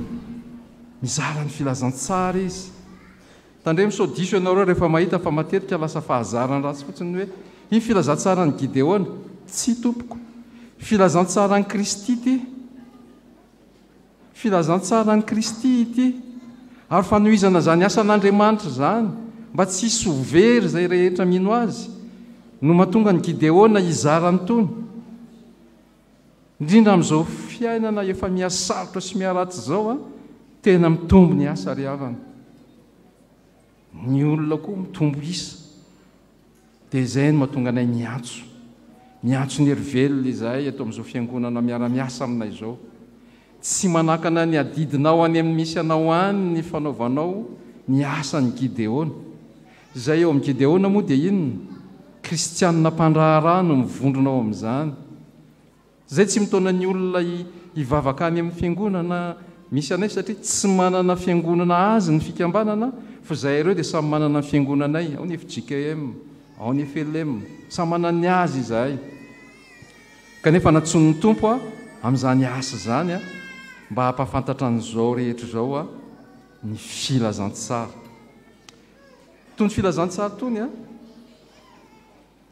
raha amin'ny sandam-bolantsika malagasy dia eo amin'ny 3-4 arivo eo ny ray amin'izy tony tonga eny ampelantanany ny olona vonjena fanahy. Ny hafarana amin'izy tony nefany tsy vitsy fa rehefa manafatra zany ny Gideona dia amina conteneur afarana avy any Amerika satria any Nashville, États-Unis ny fobe toerana misy ny Gideon dia avy any izy tony no atao impression afarana. Tsy vitsy ny isa afarana amin'izany ka mba hatsika eny manao nkajy dia izay ny antsonay faharoa. Ianareo dia isaorana eto amin'ny chapelle militaire tompoko. Tena isaorana era-po era-tsaina ianareo satria isaky n'izay tonga izahay dia tena lehibe tokoa ny fanampianareo anay satria mitombo ny kitapom-bola entina manao ny impression an'izany filazantsara zany dia isaorana ianareo ary mino izahay fa mbola hanao be lavitra noho izany ary ianareo. Fa ny antsonay farany dia izao, ninonino nataonay rehefa tsy ny tompo momba anay dia tsy havanina ninonino izahay.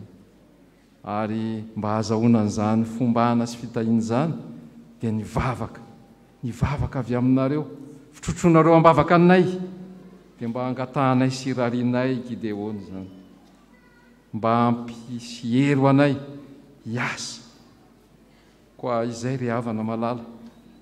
Miantso anareo elivelo izay mba anatevin-daharany. Toyna ihany ny fondra indray mahita reny fikambanana rehetra n'izao tontolo izao reny. Fa tsy hanonona fotsiny hoe ny fikambanana politika, tsy sanatria tsy teninina fa jereo any firoboroborony zareo hoe fikambanana ray misy olona manjatony na mihoatra maro ary. Ny fikambanana manompo an'i Jesosy Kristy nefa tena mampalahelo fa reo hitanareo reo zahay. Soko tena ihany moa no hitanareo teo androany kanefa na izany aza efa mila mpanampy izahay. Dia rehefa mifaran'izao fotoan'izao dia ny namanay sasany dia mbola mba iona aminareo izay vonina nantevin-daharana ny fikambanan'ny Gideon. Eo ihany koa izay fonareo anampinanay amin'izany fanatotana ny filazantsara zany dia nivavaka reo andrandrainay tompoko, nivavaka reo isan'andro dia hery lehibe ho anay. Ho anareo anie ny fahasoavan'ny tompo fa ny voninahitra kosa dia ho azy mandrakizay. Amen. Misaotra ny avy amin'ny Gideona isika ny fiarah-miasantsika amin'ireo dia avy amin'ny fitezam-panany 10 tamin'ity taona ity dia filazantsara ohatran'iny 2,000 naparitaka ny amin'ny armée de terre zany tamin'ity. Hitanareo amin'izay fa tena manampatsika amin'ny fitoriana izy ireo. Dia rehefa mirava zany dia afaka manatona azy tsika zay te hiditra Gideona na zay te hanome araka izay fonao zany raisinjareo foana na ariary zato ary na teninareo rakizy dia raisina satria mahavita pejy zay ao anatin'io dia hijaninao zany zareo rehefa mirava rehefa avy eo. Manasa ny filohan'ny fiangonana isika anany anjara fitenenana.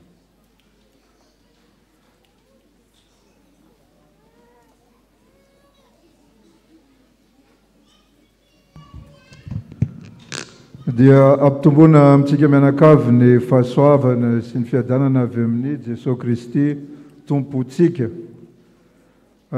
Zavatra telo angamba no ijoroako eto, isoloko tena ny braon'ny fiangonana, ny sampana velona ary indrindrandrindra isika fiangonana ray manontolo.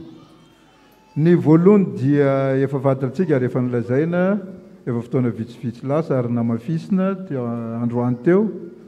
Fa araka ny tetiandrontsika tokoa dia androany no ankalazantsika ny aladin'ny mpitandrina.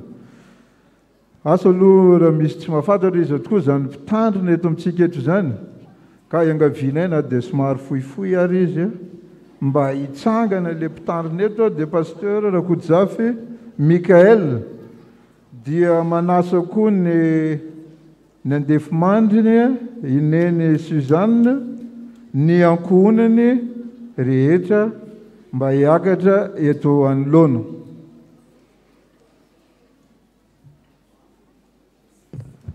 Reo ry fiangonana na ianareo vahiny koa zany dia mikafaliana no anolorana ianareo fa ireo no mpitarika eto amin'ny nihirak'Andriamanitra hiala irak'Andriamanitra hitondra ny zanaky ny chapelle hiala avy any amin'ny fanandevozan'ny Egyptianina ho any amin'ny tany Kanana. Koa miangavy ny ray aman-dreny mpitandrina zay tsy viana amintsika ihany koa pasteur Mamia hitondra ny tenin'Andriamanitra ary hitondra ny vavaka ho azy mianakavy ireo. Manasa anao pasteur.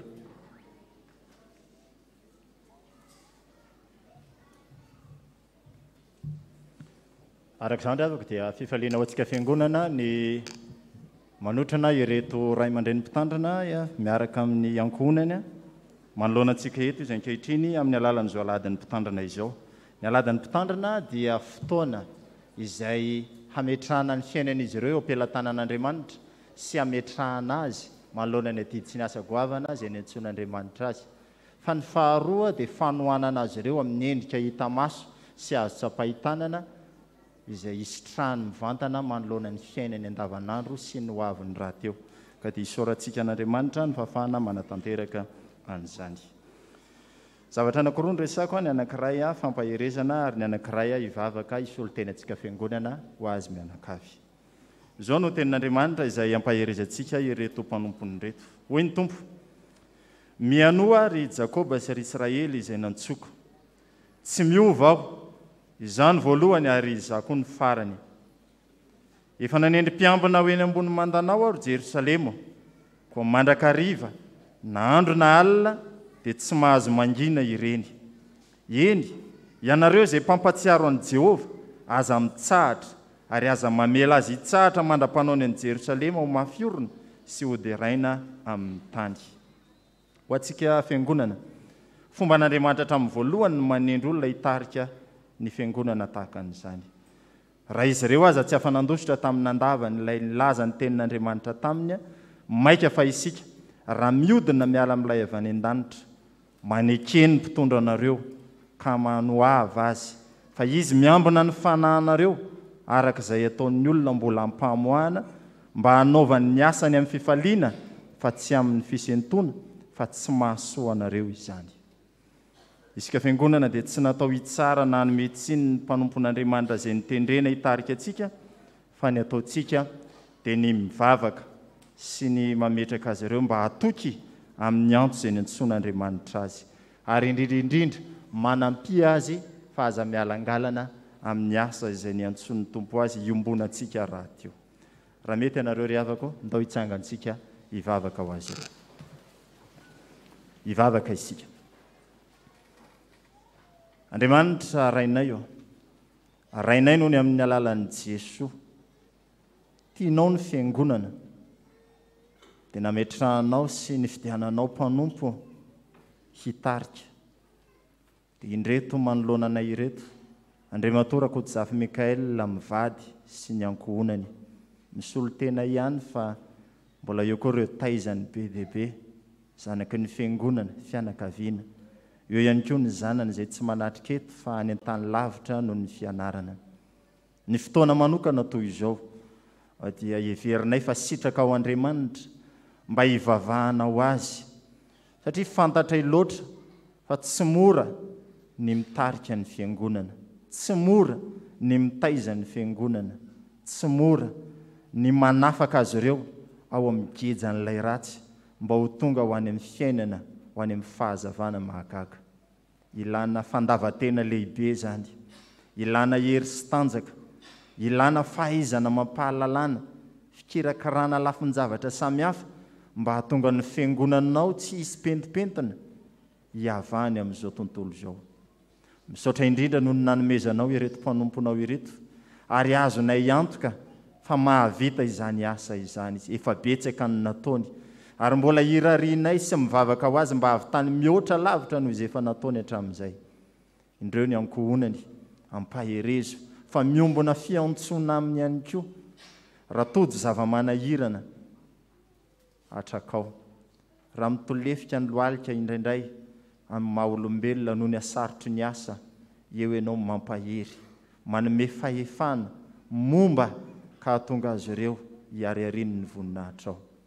Indreto ny fiangonana izay namenao ho tezainy, ho beaziny, izarany ny teninao, ta io ihany koa mba ho tonga vavolombelona naiza ny sehatra iantsonao sy hametrahanao azy ireo. Dia ta io ny fiarah-miasa amin'ny retom-panomponao tsy ny anio ihany fa ny hoavy manontolo amin'ny anaran'i Jesosy Andriamanitra velona amen. Mahazo toerana ry havako.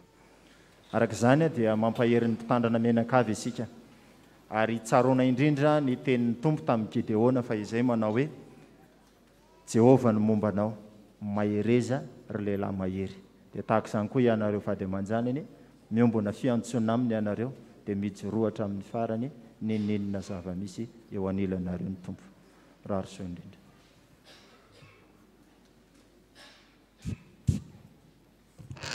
Misaotra ny pasteur mamitsika tamin'ny fitondranam-bavaka azy mianakavy.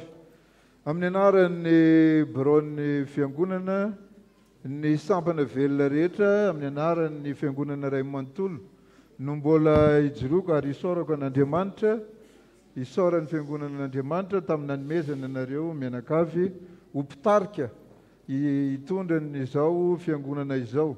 Fantatsika fa raha ny fotoana kalazantsika dia efa 12 taona zany no niarantsika nanombo tamin'izy mianakavy ireo. Koa dia mamela isika fiangonana ny iaraban'ny pasteur Kojafy Mikael mianakavy noho izany fankalazana ny alady mitandrina izany. Isaoranay anareo mianakavy tamin'ny fiaretana ny mafy sy ny mangidy rehetra satria dia azo lazaina fa mpanompo tsy mahasoa ihany izahay ary be dia be tsy mamendrika anay. Tsy nakivy anareo mianakavy anefa zany fa dia nijoro hatrany anareo teo amin'ny fitondrana ny fiangonana. Koa dia Andriamanitra manakariam-pahasoavana ane no angatahanay ampijoro sy ampitrahaka anareo hatrany ary ampitombo ny hery na arabatana zany indrindra fa ny fanahy masina koa hitarika anareo amin'izao fitariana ny fiangonana chapelle militaire eto Ampahibbe izao. Manaroatra ihany fa izany rehetrarehetra izany dia marina fa efa betsaka ny voalazan'ny pasteur Mami teo, kanefa na izany na tsy izany dia tianeo fitiavana aminareo mianakavy ireto mpiara-manompo eto amin'ny chapelle militaire eto Ampahibbe ireto. Koa dia misy ny marika hita maso zany mba vatsikely avy amin'ny fiangonana mifanohanana anareo mianakavy.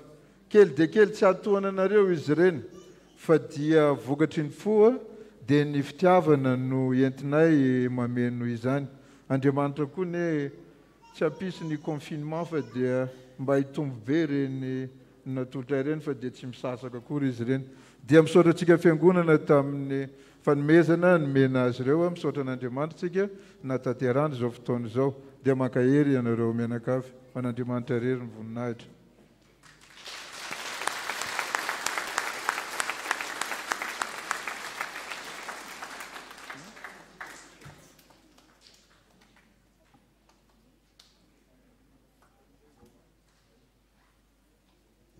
Ya dia angamba ho mariky ny fifalitsika dia solotena no iaraba azy ireo dia miangavy ny iray aman-dreny mpitandrina izay tonga eto miaraka amin'ny andefomandrina izy ireo, ny baron'ny fiangonana miaraka amin'ny andefomandrina, ny filohan'ny fankalazana 20 taona sy 12 taona miaraka amin'ny andefomandrina, ny sampana velona rehetra mba hiaraka andray tanana azy mianakavy.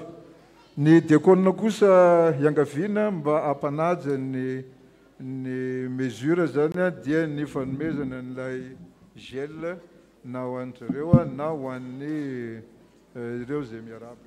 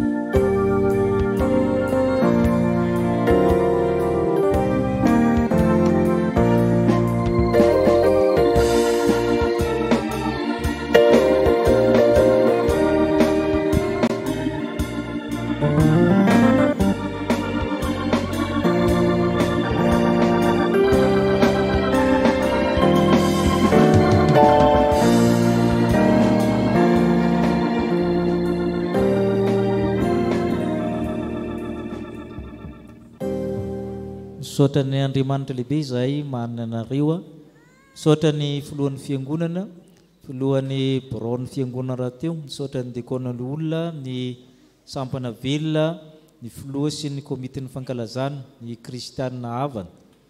Araka ny teo mpanompotsy maso ihany izay 12 taona izay. Dia misaotra nareo ny fanohananareo, indrindrandrindra koa ny ekenareo taizaina sy ampianarina satria mifampitaiza koa tsika eo anatin'izay. Misaotra nareo koa ny fizakana ny andraikitra rehetra satria fantatrareo sady manao ny raha miaramila, mitondra chapelle Ivato sy Ampahibe, no mampianatra ary amin'ny faculté théologie sy mampianatra amin'ny ny Vato amin'ny collège théologique ny Vato. Dia misy andraikitra maromaro zay ny fandaminana ny fotoana sy ny sisa. Misaotra ny tompo zay raha nahavitana izany satria ny larobi ariva sy ny zoma ariva ny fandraisana antsika rehetra aty amin'ny Birao mbola ahavitana izany.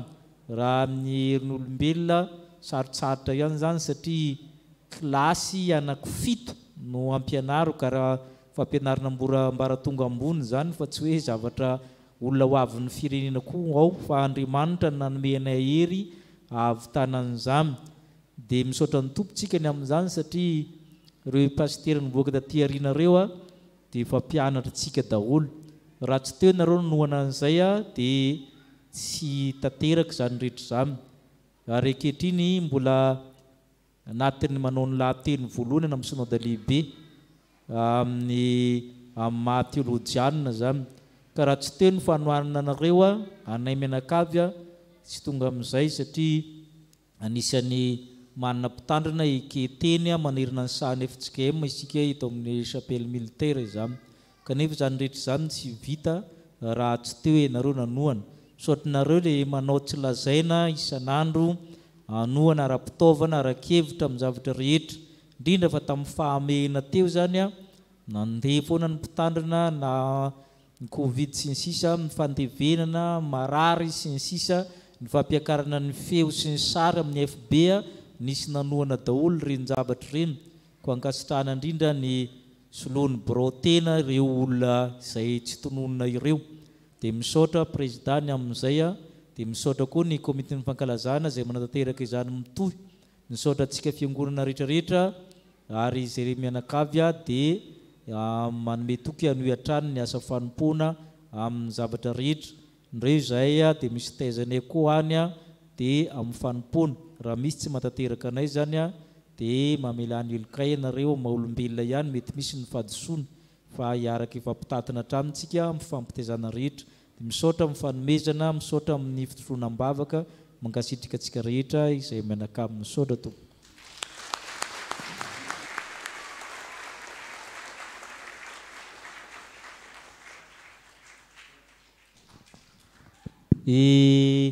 Pasitera Mami moa mbola misaotra azy ny filohan'ny fiangonana fa fantatsika tsara tsy angano hoe tanana izay mbola matadida amin'ny pasitera Mami ka mambe debe ireo filohan'ny sampanareo rehefa misy ankizy nitezainy tamin'ny katekômena mba raisitsika miteka izy ny amin'ny voninahitra Andriamanitra.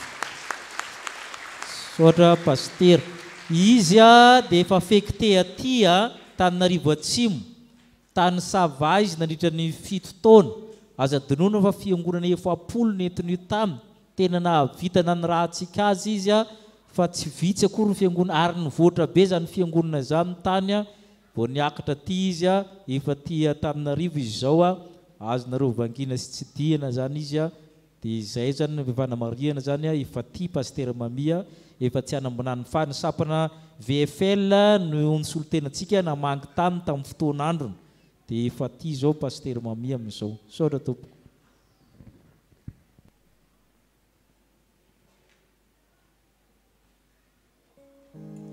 Misaotra ndray aman-dreny mpitandrina antsika ny amin'izay zay ny teboko voalohany ijoroako eto. Ny teboko faharoa moa dia efa natsidika ny ray aman-dreny mpitandrina Rakotojafy Mikaela teo dia ny famanginy ny pasitera Mami atsika eto amin'ny chapelle militaire eto Ampahibe.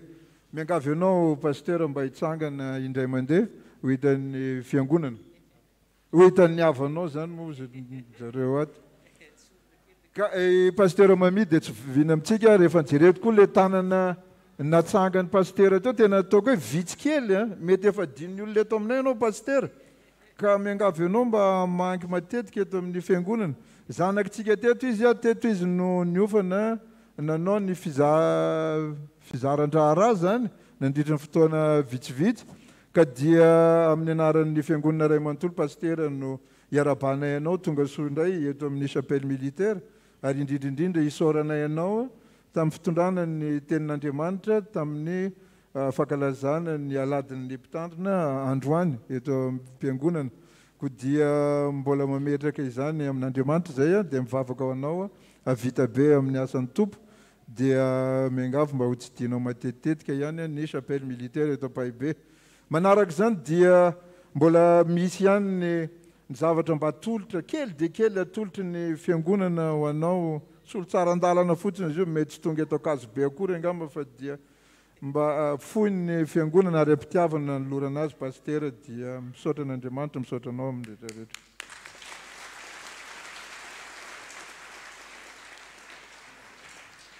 Tsy hoe malagasy nahazo micro aloha fa dia manana roatra fotsiny eto ny teboka fahatelo farany dia nitsangana teo moa ny ray aman-dreny rahalahy ao amin'ny fanompona ihany dia avy eo amin'ny Gideona dia mbola fisaoran'Andriamanitra zany mbola ijoroany zay fikambanana Gideona eo amin'ny fitoriana ny filazantsara tsy mahafantatra ny asan'ny Gideona tsy amerina ny efa voalazan'ny zoky ray aman-dreny teo ny tenako fa kosa dia ny chapelle militaire eto Paibe dia maneho hatrany ny fisaorana amin'ny tsy fanadinoanareo ny fiangonana amin'ny fiaraha-miasa indrindrandrindra amin'ny fitoriana ny tenin'Andriamanitra ko dia raisinay ampanetretena ary amboninahitra ny fahatongavanareo eto Paibe izao ary mivavaka koa izay mba hafitanareo atsakany sy andavana ny adidy masina izay napetraka ny tompo aminareo marina fa fanao mahazatra ny manohana ny fikambanana Gideona eto amin'ny chapelle fa tianay tsindriana manokana fa tena toananay ampitiavana ary ao anatin'ny finoana ny asan'ny Gideona ka mahafaly anay ny manolotra ny toana avy amin'ny chapelle militaire eto Paibe dia kely dia kely izy ireny tompoko fa dia manantena fa mbola isy ihany ny fiaraha-miasa iarahana indrindraindrindra ny zanaky ny chapelle izay mety hifanoana aminareo manandriamanitra rery ny voninahitra dia makasitraka atsika fiangonana ray manontolo.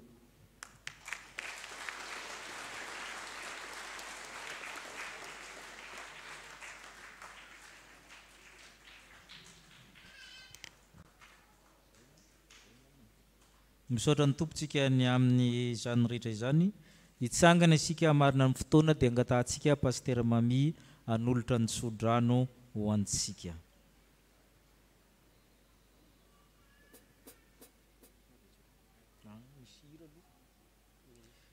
Ny hira voalahatra 7:30 ataontsika mavitribitrika. Yeah.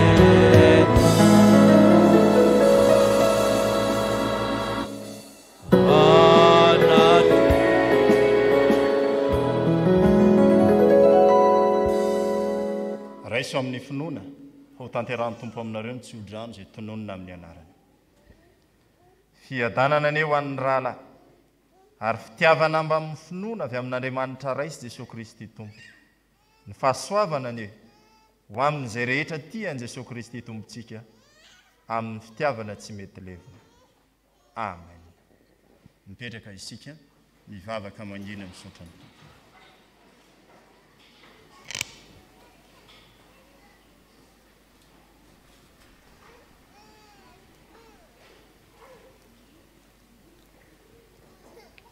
velon'Andriamanitra ka miteny sy miresaka velon'Andriamanitra ka manatrika velon'Andriamanitra ka mahatsapa ny fahorian'ny olona velon'Andriamanitra ka maniraka mpanompo hanafaka azy ho azy rerany ny voninahitra amin'ny anarany Ray sy ny Zanaka ary ny fanahy masina amen toy izao ny voantsika eto zay menakavina andeha makampivony eo ikopakopatananareo ao solony fandraisan-tanana mangataka zava-maneno mari mpitendry